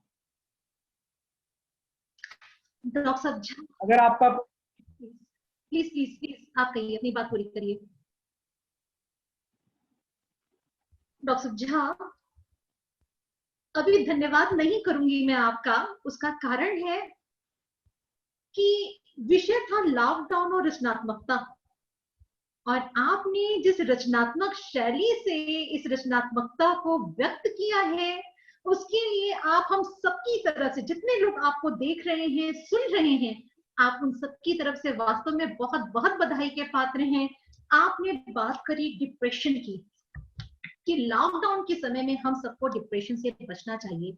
अभी 21 अप्रैल को विश्व रचनात्मकता दिवस मनाया गया, और इसमें कॉल्विन हॉस्पिटल के एक मनोचिकित्सक हैं डॉक्टर राकेश पासवान जी, उन्होंने भी सेम इसी बात को कहा कि लॉकडाउन के समय में अगर आप रचनात्मक होते हैं, तभी हम इस डिप्रेशन की अवस्था से निकल सकते हैं। उन्होंने सुझाव दिए सभी को कि आप नृत्य में अपनी रुचि दिखाइए, आप संगीत का प्रयोग करिए, आप नाना प्रकार की जितनी क्रिएटिविटी कर सकते हैं, आप उन सबको अपने जीवन में अपनाइए, जिससे कि हम लोग इस डिप्रेशन की अवस्था से बच सकते हैं। दूसरा जो बिंदु आपने सभी को दिया, सकारात्मकता, डॉक्टर साहब, एक बहुत ही प्रैक्टिकल बात है कि हम लोग जिस वैश्विक महामारी से गुजर रहे हैं, कोई दो राय नहीं, कुछ नहीं पता कि क्या होना है क्या नहीं होना है। बस केवल एक बात जो आपने कही कि ये जीवन एक रंगमंच है। हाँ डॉक्टर साहब, ये जीवन वास्तव में एक रंगमंच है और हम सब केवल इसके किरदार हैं। जिस दिन अभिनय पूरा हुआ उस दिन ये पर्दा गिरा। आगे चलते हैं, आपका जो अगला विषय था, जो आपने सकारात्मकता दी। निश्चित थी कि जहां पे अंधेरा सबसे अधिक होगा वहीं पे उजाले की उम्मीदें होंगी। बस हमें कोशिश ये करनी होगी कि हम अंधकार से भी प्रकाश की किरणों को ढूंढ लें और प्रकाश की किरणों को आगे लेकर चलें और जीवन में अपनी रचनात्मकता को सदा बचा के रखें। डॉक्टर साहब, मैं बहुत बहुत बहुत बहुत आपका धन्यवाद करती हूँ कि जिन शब्दों में आपने लॉकडाउन के संकट को और लॉकडाउन के संकट के समय में डिप्रेशन से बचने के जो उपाय बताए, किस तरह से हम अपनी क्रिएटिविटी को बढ़ा सकते हैं, जो भी आपने उपाय बताए, हम उन सबके प्रति आपका बहुत बहुत धन्यवाद करते हैं, बहुत बहुत आभार व्यक्त करते हैं। कुछ डॉक्टर साहब, मेरी आवाज पहुंच रही है आप तक? पूछ रही है, अगर प्रश्न हो तो प्रश्न पूछ लें। हम चलते हैं प्रश्न की तरफ। चैट बॉक्स में हमारे पास कुछ प्रश्न आए हैं और मैं पहला प्रश्न देख सकती हूँ। डॉक्टर अर्चना जी, क्या आप हमें सुन पा रही हैं? यदि आप सुन रही हैं तो प्लीज आप उधर से अपना माइक ओपन कीजिए, अपना प्रश्न पूछिए आप। नमस्ते सर, मैं डॉक्टर अर्चना सेंट स्टीफेंस कॉलेज से। मेरा सवाल यह है कि आज के समय में जो श्रमिक वर्ग है, जो श्रमिक लोग हैं, वो कैसे सकारात्मक रह सकते हैं, वो कैसे रचनात्मक हो सकते हैं, इसके लिए आपके क्या सुझाव हैं सर? ठीक है, और आपका सवाल बहुत अच्छा है, क्योंकि जो मेरा जो संबोधन था ये तो सबके लिए है, लेकिन श्रमिक वर्ग जिसकी रोजी रोटी चली गई है और जिसका सब कुछ छिन गया है और जिसको कल के या अगले शाम के भोजन की व्यवस्था नहीं है, तो उसके सामने जीवन की चुनौती है। मैं दरअसल पूरे अपने व्याख्यान में मैं इसी बात को तवज्जो दे रहा था कि चुनौती तो है, तो इस चुनौती को, मनुष्य एक ऐसा प्राणी है जो हर चुनौती को और हर परिस्थिति को स्वीकार करता है, और श्रमिक को तो इस तरह की नकारात्मकता उसके दिमाग में आती ही नहीं है। मैं आपको मसलन उदाहरण के तौर पर बताऊं कि मैं जहां रहता हूं और मेरे आसपास जितने ई रिक्शा चलाने वाले या रेहड़ी चलाने वाले या सब्जी या कुछ और काम करने वाले लोग थे, वो कहीं ना कहीं किसी न किसी रूप में वो कुछ दूसरा काम करने लगे हैं। जैसे वो सब्जी बेचने रहे हैं या फल बेच रहे हैं, क्योंकि सबसे पहले जरूरी क्या है, सबसे पहले उस श्रमिक वर्ग के लिए जरूरी है उसके 2 दिन की रोटी की व्यवस्था, भोजन की व्यवस्था। तो उस काम में वो लग गया है और मनुष्य अपने काम को तुरंत शिफ्ट करता है जब एक काम बंद होता है, क्योंकि हमारे पास वो शक्ति है कि हमारा एक दरवाजा बंद होता है, हम दूसरे दरवाजे खोलने के लिए प्रवृत्त हो जाते हैं और दूसरे दरवाजे को खोलने के लिए प्रयासरत होते हैं। दूसरी बात कि हम लोग जो मजदूर वर्ग है या श्रमिक वर्ग है, हम सभी लोग जो गांव से पलायन करके शहर में आकर के बस गए और रह गए, समझने की इसकी भी आवश्यकता है कि क्या गांव में रह करके इस तरह की अवसर, अब यही बात है कि अभी क्या हुआ, अभी अधिक से अधिक शहर को इस भौतिक युग में अधिक से अधिक शहर को बसाने, बनाने और अधिक से अधिक उपभोग करने की प्रवृत्ति बढ़ चली है सब में, ऊपर से नीचे तक वो चीजें आई हैं। कहीं ना कहीं हम सबको अपने आप को नियंत्रित भी करना पड़ेगा, मर्यादित भी करना पड़ेगा। हम हो, आप हो या वो श्रमिक वर्ग भी हो, जरूरतें को कम करने की आवश्यकता पड़ेगी। और इस संकट के दौर में भी उसको नए रास्ते तलाशने पड़ेंगे, पुनः उस खेत की ओर भी लौटना पड़ेगा, उस गांव की ओर भी जाना पड़ेगा जहां से पलायन करके वो श्रम करने के लिए शहर में और अधिक रुपए की लालसा में यहाँ आया है। तो ये सारी चीजें, और वहां जिम्मेदारी सरकार की भी बनेगी, तो इससे मिलकर के एक सकारात्मक माहौल तैयार होगा। ये एक समस्या है कि श्रमिक का श्रम या उसके श्रम के जो या जिससे वो कमाता था वो उसके हाथ से निकल गया है, तो क्या ऐसी स्थिति में वो करे क्या? कहीं वो नकारात्मक तो नहीं हो जाए? मैंने अभी कुछ देर पहले अपने व्याख्यान में कहा था कि डोमेस्टिक वायलेंस या घरेलू हिंसा की जो शिकायतें आ रही हैं, इसलिए आ रही हैं उसके पास पैसा नहीं है, उसके पास कोई साधन नहीं है और घर में साथ रह रहे हैं, तो इस तरह से आपस में हिंसात्मक प्रवृत्ति की बढ़ोतरी हो रही है। तो वैसे लोगों के लिए, हम जैसे लोगों को, मैंने वही कहा था रचनात्मक का, हमारे आपके भी सामाजिक दायित्व हैं, उन लोगों को प्रेरित करना पड़ेगा। हम आप एक सोशल डिस्टेंसिंग का पालन करते हुए या सामाजिक दूरी या वैयक्तिक दूरी का पालन करते हुए इस तरह के रचनात्मक काम में उनको जागृत कर सकते हैं। और हर समय के समाज में जो समाज के जागरूक, प्रबुद्ध और नेतृत्व करने वाले लोग होते हैं, वो निश्चित रूप से ये काम करते हैं, तभी वो नेतृत्व कर पाते हैं। तो उनके लिए सकारात्मक होना, उनको पुनः एक बार उस गांव की तरफ जाना या अपने पुराने जो व्यवस्था थी उसमें लौटना और अपनी जरूरतों को कम करना, और प्लस हमारा अगर सहयोग और समर्थन हम सब का, समाज का उनको मिलता है, तो मैं समझता हूं कि वो सकारात्मक रहेंगे। जी बहुत thank you sir. Thank you Archana ji. Doctor साहब, हमारे पास अगला कुछ नाम आ रहा है, डॉक्टर प्रोमिला जी। डॉक्टर प्रोमिला जी, क्या आप हमको सुन पा रही हैं? यदि हाँ तो प्लीज आप अपना प्रश्न पूछिए। डॉक्टर प्रोमिला जी, शायद वो नहीं सुन पा रहे हैं। डॉक्टर ज्ञानेंद्र जी, डॉक्टर ज्ञानेंद्र जी। हाँ जी जी मैम, मुझे भी एक क्वेश्चन है ज्ञानतोष सर से। अपना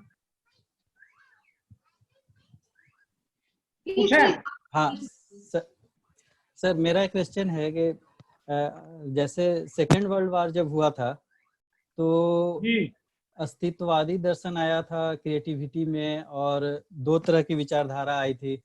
एक लोग ईश्वर को बहुत मानने लगा, दूसरा मानने लगा वर्तमान समय को और भोगवाद को। तो क्या इस संकट के बाद भी जब आने वाले समय में कहीं ये भोगवादी प्रवृत्ति और तो नहीं बढ़ जाएगी, या रचनात्मकता में ये अतिवाद तो नहीं देखने को मिलेगा भोगवादी प्रवृत्ति का और दूसरी ईश्वरवादी प्रवृत्ति का? देखिए, कहीं ना कहीं ये महामारी अगर आप अनुभव करें इसको, तो पिछले 1.5 महीने से हम लोग घर में बंद हैं।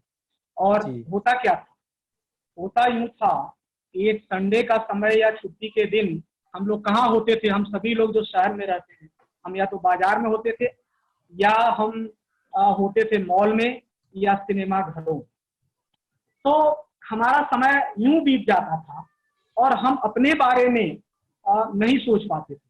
जहां तक बात है भोग की बात, तो हर जो महामारी है या हर संकट, मैंने शुरू में कहा था संकट जीवन की पाठशाला है, तो हमको कुछ सिखा रहा है।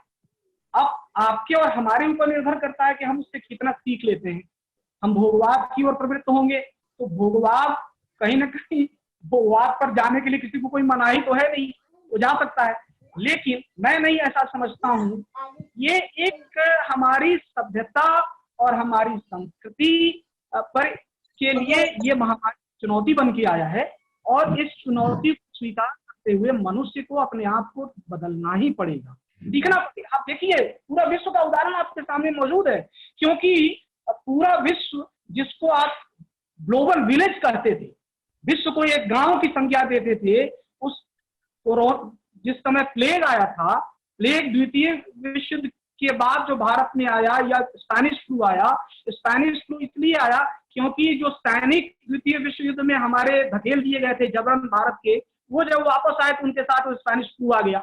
उस बीमारी के हम शिकार हुए और फिर हम उसके बाद अकाल और तरह की महामारियों के शिकार हुए। लेकिन आज जिस तरह से चीन से शुरू होकर के विश्व के अनेक मजबूत देशों में ये इस बीमारी ने अपना पांव इस तरह से पसारा है और लोग को काल कवलित किया है, जो भौतिक रूप से और भौतिक संसाधनों में बहुत मजबूत देश है, जहां स्वास्थ्य और चिकित्सा की व्यवस्था बहुत संपन्न है, इसके बावजूद वो जूझ रहे हैं। तो और हम तो, हमारा जो देश है, हमारा देश उस तरह से संसाधन और चिकित्सा की सुविधा से उस तरह से सबल और मजबूत नहीं है, लेकिन हमने लॉकडाउन के कारण और कहीं ना कहीं हमने अपने आप को नियंत्रित कर रखा है। ये नियंत्रण और जो मर्यादा है, और हम अपने आप को, हमारी भारतीय परंपरा और भारतीय संस्कृति में ये चीजें आपको देखने को मिलती हैं कि हम कैसे, हम योग के माध्यम से अपना निग्रह करते हैं, हम खुद को रोक लेते हैं। ये हमारी संस्कृति, हमारी परंपरा और हमारी रवायत में है कि हम अपने आप को रोक सकते हैं। भारत की परंपरा और भारत की संस्कृति में भोग की प्रवृत्ति उस तरह से कभी नहीं रही है। हाँ, जो एक वैश्वीकरण का जो प्रभाव और दबाव आया, उससे भौतिकता और विलासता की जो प्रवृत्ति बढ़ी है, मैं समझता हूं कि हमारे भारतीय समाज में उस पर निश्चित रूप से अंकुश लगेगा और पूरे विश्व में अंकुश लगेगा, क्योंकि विश्व के लिए, मानवता के लिए, मानवीय संस्कृति के लिए ये महामारी एक सबक है। और अगर सबक से हम जीवन की पाठशाला में इस संकट से सीखेंगे नहीं तो फिर तो क्या है, फिर तो कुछ भी नहीं है, फिर तो विनाश सुनिश्चित है। और ये इस बीमारी को अगर आपने ठीक से नहीं समझा और हमने अगर ठीक से नहीं लिया तो इसको आप महाप्रलय मानिए, ये महाप्रलय है। इसलिए उस महाप्रलय के बाद भी, हम सब लोग साहित्य के लोग हैं, हमने प्रलय के बाद भी सर्जना की स्थिति को देखा है, तो हम तो इस प्रलय के दौर से गुजर रहे हैं और इसमें अपने आप को सर्जना के माध्यम से ही रच करके एक नई सभ्यता और एक नई मानवता का विकास कर बहुत डॉक्टर साहब, चूंकि ये प्रोग्राम हमारा फेसबुक के ऊपर लाइव चल रहा है और फेसबुक लाइव पर एक हमारे पास प्रश्न आया है, चूंकि वो हमारे संग में डायरेक्ट नहीं जुड़ पाएंगे तो उनका प्रश्न मैं ही पढ़ देती हूँ। रहमत है जो हमारे संग जुड़े हुए हैं। डॉक्टर साहब, उनका प्रश्न है कि लॉकडाउन में लोगों में पीडीएफ के माध्यम से पढ़ने का प्रचलन बहुत ज्यादा बढ़ा है और मैक्सिमम मोबाइल फोन का यूज किया जा रहा है। ई लाइब्रेरीज इसमें बहुत ज्यादा सर्च की जा रही हैं। ऐसे समय में जहां पे पीडीएफ का दौर चल पड़ा है, ऐसे समय में डॉक्टर साहब हमारी पुस्तकों की क्या प्रासंगिकता रह जाएगी? बहुत अच्छा प्रश्न है, बहुत गहरा प्रश्न है ये। नहीं, रहमत जी को मैं ये बताना चाहता हूँ कि पुस्तकों की प्रासंगिकता कभी खत्म नहीं होगी, एक बात। दूसरी बात कि जो वेद है, भारतीय वेद, ये श्रुति परंपरा में गुरु के द्वारा शिष्य को सुनाए जाने की परंपरा में वेद की रचना हुई। तो पहले तो इसी परंपरा में हमारी पढ़ाई होती थी, लेकिन वो लेखन के, वाचन से लेखन की ओर हम आए और आज तकनीक के इस्तेमाल के द्वारा ई लाइब्रेरी या ई लर्निंग हम कर रहे हैं, लेकिन पुस्तक की उपयोगिता कभी नहीं कमी। ठीक उसी तरह से जैसे मैं आपको बताता हूँ कि हम लोग सिनेमा देखते हैं, कहानी होती है, वहाँ अभिनय भी देखते हैं, हम रोमांचित भी होते हैं, लेकिन वो सिनेमा कभी भी जो रंगमंच का, जो थिएटर का नाटक है और उसका जो अभिनय है और उसमें उस अभिनय में जो हम एक दूसरे को जो बिल्कुल करीब से देख करके जो महसूस करते हैं, वो चीज सिनेमा में हमको नहीं मिलता है, तो वो उसके द्वारा उसकी पूर्ति नहीं की जा सकती है।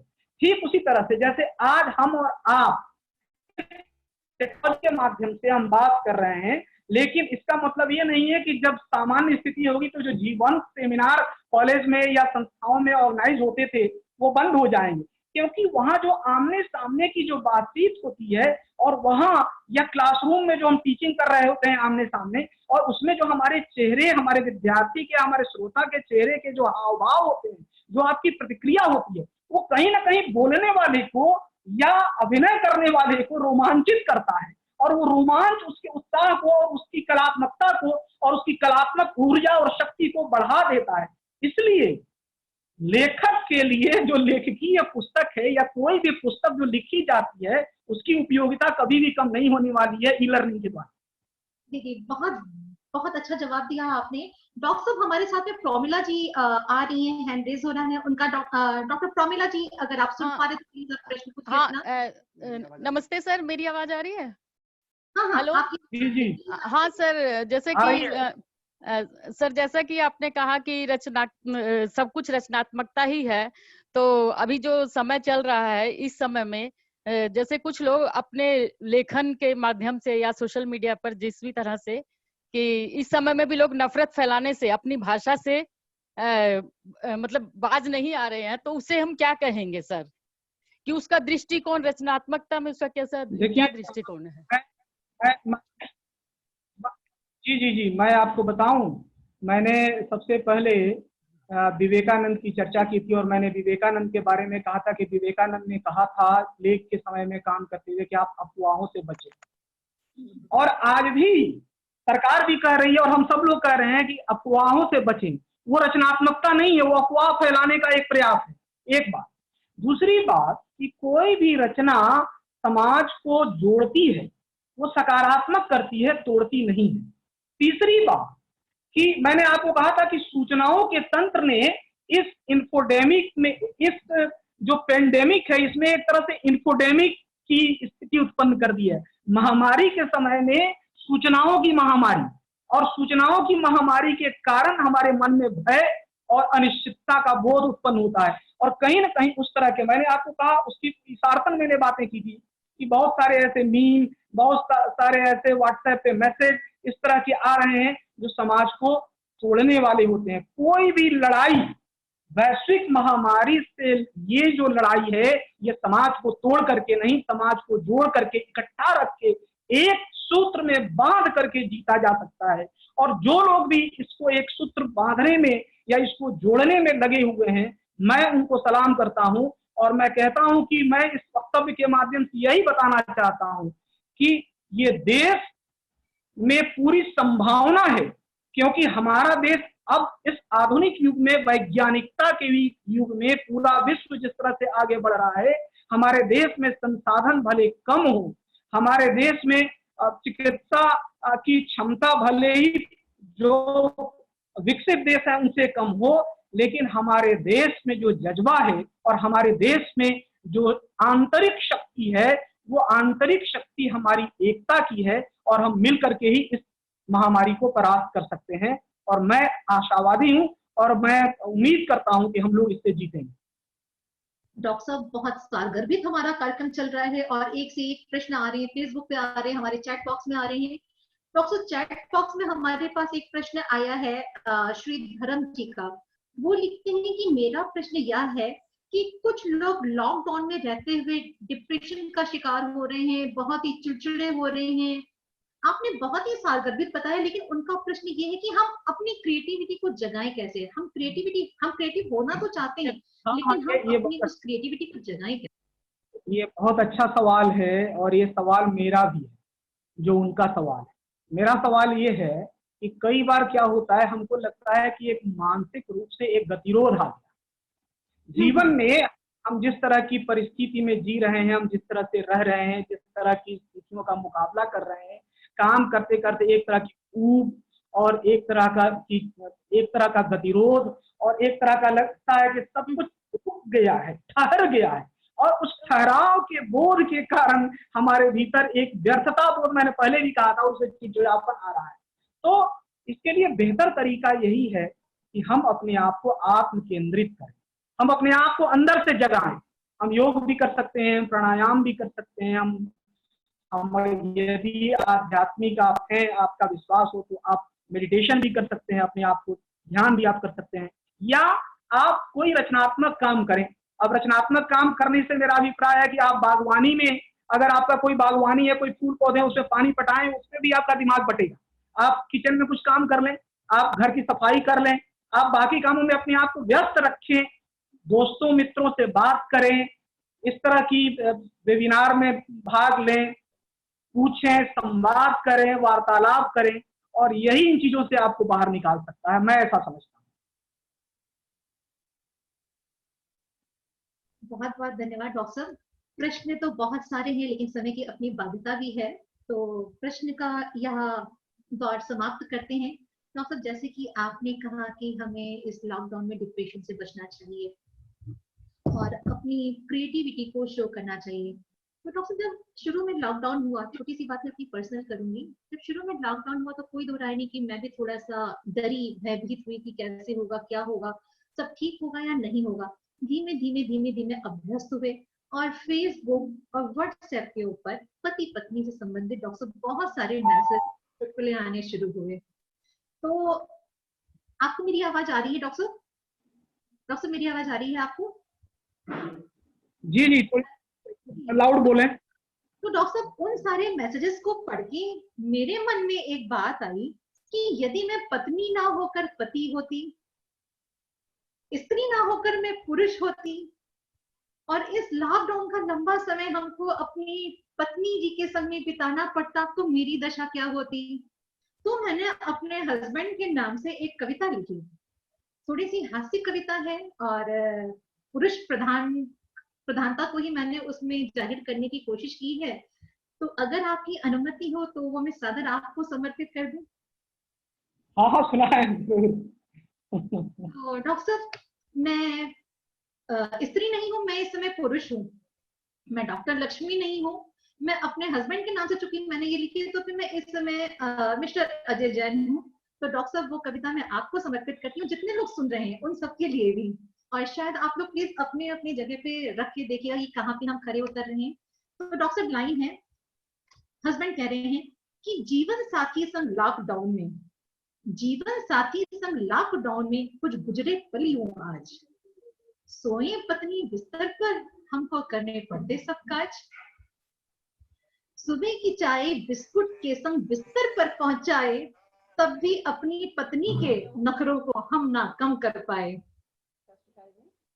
आगे लगा के झाड़ू पोछा संग में बर्तन पर हाथ अजमाए, तब भी अपनी पत्नी को हम ना खुश कर पाए, बारी आई कपड़ों की जब रगड़ रगड़ धुलवाए, बारी आई कपड़ों की जब रगड़ रगड़ धुलवाए, फैला के कपड़े धूप में हम ही महाकाम चोर कहलाए। डॉक्टर साहब, शायद कुछ कनेक्शन में दिक्कत हो रही है।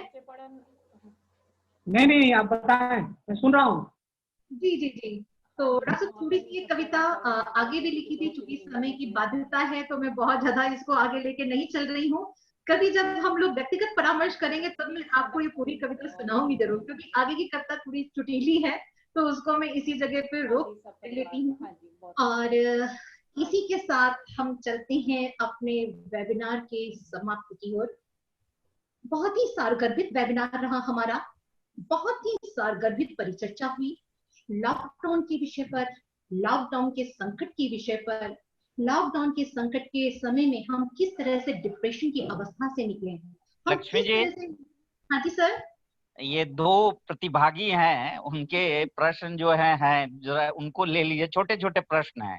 एक पूर्वा गुलाटी जी हैं और एक मीनाक्षी गुप्ता है, उनका ले लीजिए प्रश्न। डॉक्टर जी, डॉक्टर साहब अजीत प्लीज आप उधर से पढ़ दीजिए प्लीज प्लीज। रविंद्र, आप ही नाम बुला लीजिए उनका। मैंने चैट बॉक्स देखा नहीं था, मैं अपनी कविता में थोड़ा सा Purva Gulati, are you there? I'm very much there. Thank you so much, sir, for giving me this opportunity to speak. More than a question, I just want to comment that this was really an enlightening session by sir, and I really found this one point very valid. Sir said in the beginning of the lecture that during the entire day we are facing a lot of monotony and we feel that we have done nothing throughout the day. We have just wasted our time, and by the end of the day we feel that okay, the entire day has passed on and we have not utilized it in a way, and we make so many plans in the beginning. Like I am a person, I always feel that I have so many reading stuff to read, but during the end of the day we feel totally helpless. And sir said that this is also a kind of creativity, that our routine is following nothing, but still it is following so many things. So I just want to ask that how to remove this feeling, that how to remove this apprehension, ye jo monotony hai, ye jo boredom है पूरे day का, उसको creativity में कैसे convert किया जाए, how to make you realize that no, we are actually not wasting our time, but this entire routine is also a kind of a creative thread which we all are weaving. तो इस पे अगर sir कुछ बोल पाए तो। जी, मैं बताता हूँ। देखिए, ऐसा है कि इस लॉकडाउन के समय में आपको ये कैसे लगे कि आप रचनात्मक हैं और आपने कुछ अच्छा काम किया, तो इसके लिए मैं आपको एक सलाह दूंगा कि आप सुबह से शाम तक का अपना एक टाइम टेबल या कोई एक रूटीन या एक दिनचर्या फिक्स कर लीजिए, तय कर लीजिए, और एक आप अपना टारगेट फिक्स करिए जो रोज के दैनंदिन के काम में भी तो आप करते ही थे। आप अगर कुछ भी जो भी कर रही होंगी, आपका कोई ना कोई एक दैनंदिन का पूरा एक कार्यक्रम होता होगा जो सुबह से शाम तक आपको ये करना है। तो अभी इस परिस्थिति में भी आपको अपना एक दिनचर्या की सूची बनानी चाहिए, आपको अपना एक टाइम टेबल बनाना चाहिए कि आपको क्या करना है, और आप सुबह से शाम तक का अगर आप बना लेंगे तो आप उन दिनचर्या की सूची को मीट करते रहेंगे, आप उसको टिक करते रहेंगे और आप उसको करते रहेंगे। एक बात। दूसरी बात, तो इस तरह से आप पॉजिटिव रह सकते हैं और आप अपने आप को इंगेज रख सकते हैं। दूसरी बात कि आप जब आप ये सोचते हैं कि मैं रचनात्मक कैसे हूँ, तो रचनात्मकता के लिए मैंने बहुत सारी चीजें आपको बताई हैं। रचनात्मकता केवल लिखना ही नहीं है, रचनात्मकता कविता लिखना या कहानी लिखना, उपन्यास लिखना नहीं है, चित्रकला भी है। और मैं तो कहता हूँ कि आप अगर किचन में खाना बनाती होंगी या बनाती हैं, मुझे नहीं पता, अगर कभी बनाती हैं और आप एक तरह के स्वाद से कोई खाना, एक ही सब्जी बना रही हैं और उसमें कुछ एक नए फ्लेवर के मसाले को डाल के या एक दूसरे तरीके से उसको बनाएं, तो वो भी मेरी तरफ से रचनात्मकता है, वो भी एक क्रिएटिविटी है। वैसे ही आपकी सोच में मैंने कहा था कि एक विचार, कोई भी अगर आप चिंतन कर रहे हो, किसी विषय पे सोच रहे हैं, किसी दृश्य पे सोच रहे हो, हालात पे सोच रहे हैं, चाहे कोरोना को लेकर के सोचे या देश को लेकर के सोचे या दुनिया को लेकर सोचे या अपने जीवन को लेकर के सोचे, तो इसको जब आप सोच रहे होते हैं तो उससे अगर कोई विचार अंकुरित होता हो आपके दिमाग में और उसको वो विचार आपको प्रवृत्त करता हो कुछ करने को, तो उस तरह से भी आप रचनात्मक हो सकते हैं। तीसरी बात देखिए, मैं आपको बताऊं, मैंने कहा था कि रचनात्मक होने के लिए संवेदनशील होना, यथार्थ को साझा करना। किसी के घर में अगर किसी की मृत्यु हो जाती है, किसी ने अपने जीवन में अपना प्रेम खो दिया हो, किसी ने कोई बहुमूल्य वस्तु किसी का निकल गया हो उसके हाथ से, या कोई अपना कोई मित्र से दूर हो गया हो, परिवार से दूर हो, कोई संकट हो जीवन में, किसी की नौकरी चली जाए, किसी के लिए रोजगार का संकट हो, कोई भूख का शिकार हो, कोई भय का शिकार हो, ये तमाम स्थितियां चुनौती हैं, संकट हैं, और इसको आत्मसात करना और दूसरे के दुख से अपने दुख को मिला लेना भी रचनात्मकता है। आप किसी साहित्य को पढ़ करके उसमें अच्छा आस्वाद अगर ले रही हैं तो वो भी एक तरह से रचनात्मक होना ही है। और इस तरह के गतिविधियों में अगर आप भाग ले रही हैं और आप प्रश्न कर रही हैं, ये भी आपकी रचनात्मकता ही है। डॉक्टर साहब, बहुत सारे प्रश्न हैं और हमारे पास समय की बाध्यता है। यदि समय और होता तो हम और भी प्रश्नों को लेते। अब हम अपना आखिरी प्रश्न ले रहे हैं। मीनाक्षी गुप्ता जी का प्रश्न है, बार बार वो हैंड रेज कर रहे हैं। डॉक्टर मीनाक्षी, प्लीज अपना प्रश्न कीजिए। नहीं, थैंक्स लक्ष्मी मैम। मैं सिर्फ एक ही बात के बारे में अपने विचार साझा करना चाह रही थी। जो पहला प्रश्न आया था कि लेबर को कैसे रचनात्मक होना चाहिए, और मैं उसी के बारे में याद दिलाना चाहूंगी वो घटना कि हमारे लेबर्स किस तरह से इन दिनों में हमारे लिए रचनात्मक साबित हुए हैं। जब आपने सबने पढ़ा होगा कि राजस्थान में जब वो क्वारंटाइन थे लेबर क्लास एक स्कूल में, तो वहां उन्होंने देखा कि स्कूल की दीवारें बहुत गंदी हैं और उन्होंने पूरे स्कूल को ऐसा सुंदर पेंट कर दिया कि वो देखते ही बनता था। तो इतनी रचनात्मकता इस समय में भी, मुझे तो लगता है लेबर क्लास हमारे लिए कितनी बड़ी उदाहरण साबित हुई है। और एक दूसरा एग्जाम्पल था कि कहीं क्वारंटाइन थे, मैं जगह का नाम भूल गई हूँ, ये लेबर, और उनसे पूछा गया कि आप क्या चीज में एक्सपर्ट हो, तो उन्होंने कहा कि हम पेंटर्स हैं। तो वो स्पेशलाइज थे पेंटिंग में, और उन्होंने वो बिल्डिंग इतनी अच्छी पेंट की, फर्नीचर में वो एक्सपर्ट थी। उन्होंने फर्नीचर बनाया बहुत अच्छा, और उसमें उन्होंने 60 से शायद 80 हजार तक अमाउंट उन्होंने कमाया इन दिनों में भी। तो मैं यार लेबर्स की रचनात्मकता की बात कर रही हूँ कि हमें उनसे भी उदाहरण लेना चाहिए। इस समय में उन्होंने भी हमें एक उदाहरण के तौर पर दर्शाया है कि कैसे वो रचनात्मक हो सकते हैं। तो हम क्यों नहीं, जिनके पास सब साधन उपलब्ध है। Thank you so much. Okay, thank you Meenakshi ma'am, thank you so much. यहाँ पे क्रिएटिविटी का मैं भी एक छोटा सा एग्जांपल दूंगी। डॉक्टर साहब की जो हमारा कॉलेज है, गुरु नानक गर्ल्स कॉलेज, तो जिस दिन से लॉकडाउन हुआ है उस दिन से लेकर आज तक के, और ये डिसाइड हुआ है कि जब तक ये लॉकडाउन रहेगा, डॉक्टर साहब हमारा कॉलेज डेली 200 लोगों को भोजन वितरित कर रहा है रेड क्रॉस के माध्यम से। तो ये भी एक रचनात्मकता का उदाहरण है, और कि हम लोग जहाँ पे भी हैं, जैसे भी रहे हैं, जिस तरह से भी रह रहे हैं, हम लोग सकारात्मक रहते हुए हम लोग अपनी क्रिएटिविटीज को बढ़ाएं, हम लोग डिप्रेशन से बचें, हमेशा हम लोग निराशा में आशा की किरणों को खोजें, अंधेरे में हम लोग उजालों को खोजें। निश्चित ये बुरा समय, ये बुरा दौर भी टल जाएगा।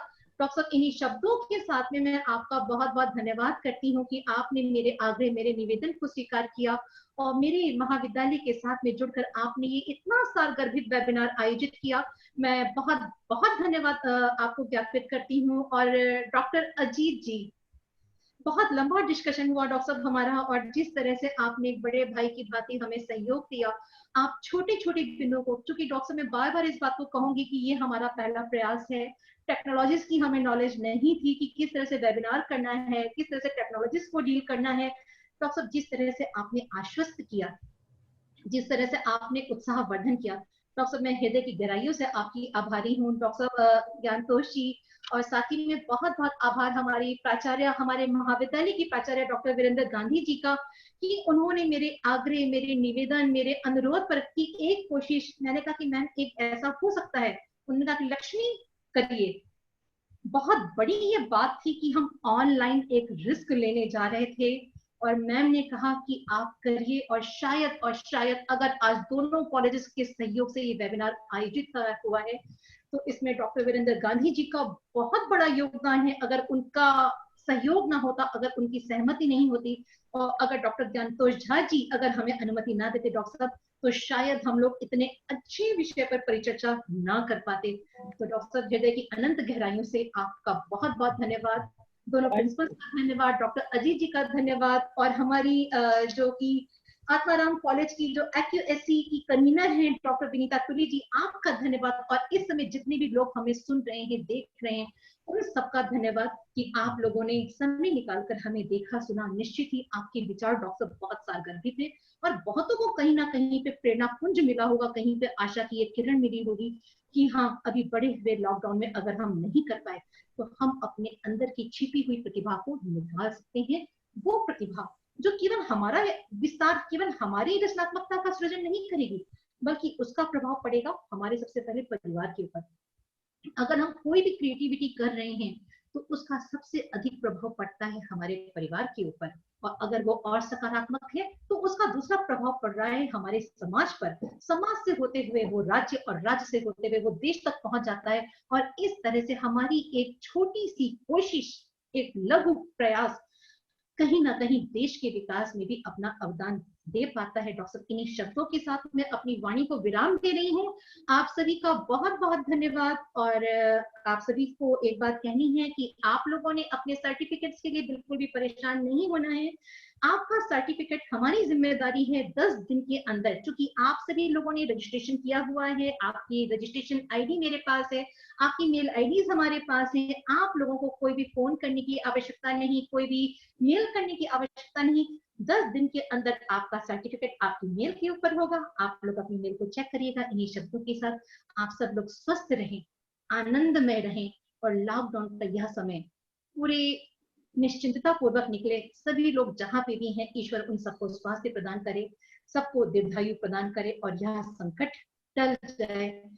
हम सब मिलकर सामूहिक रूप से यही प्रार्थना करते हैं। इन्हीं शब्दों के साथ धन्यवाद, बहुत बहुत आभार। Thank you doctor Ajit, thank you doctor Jha, thank you ma'am, thank you so much.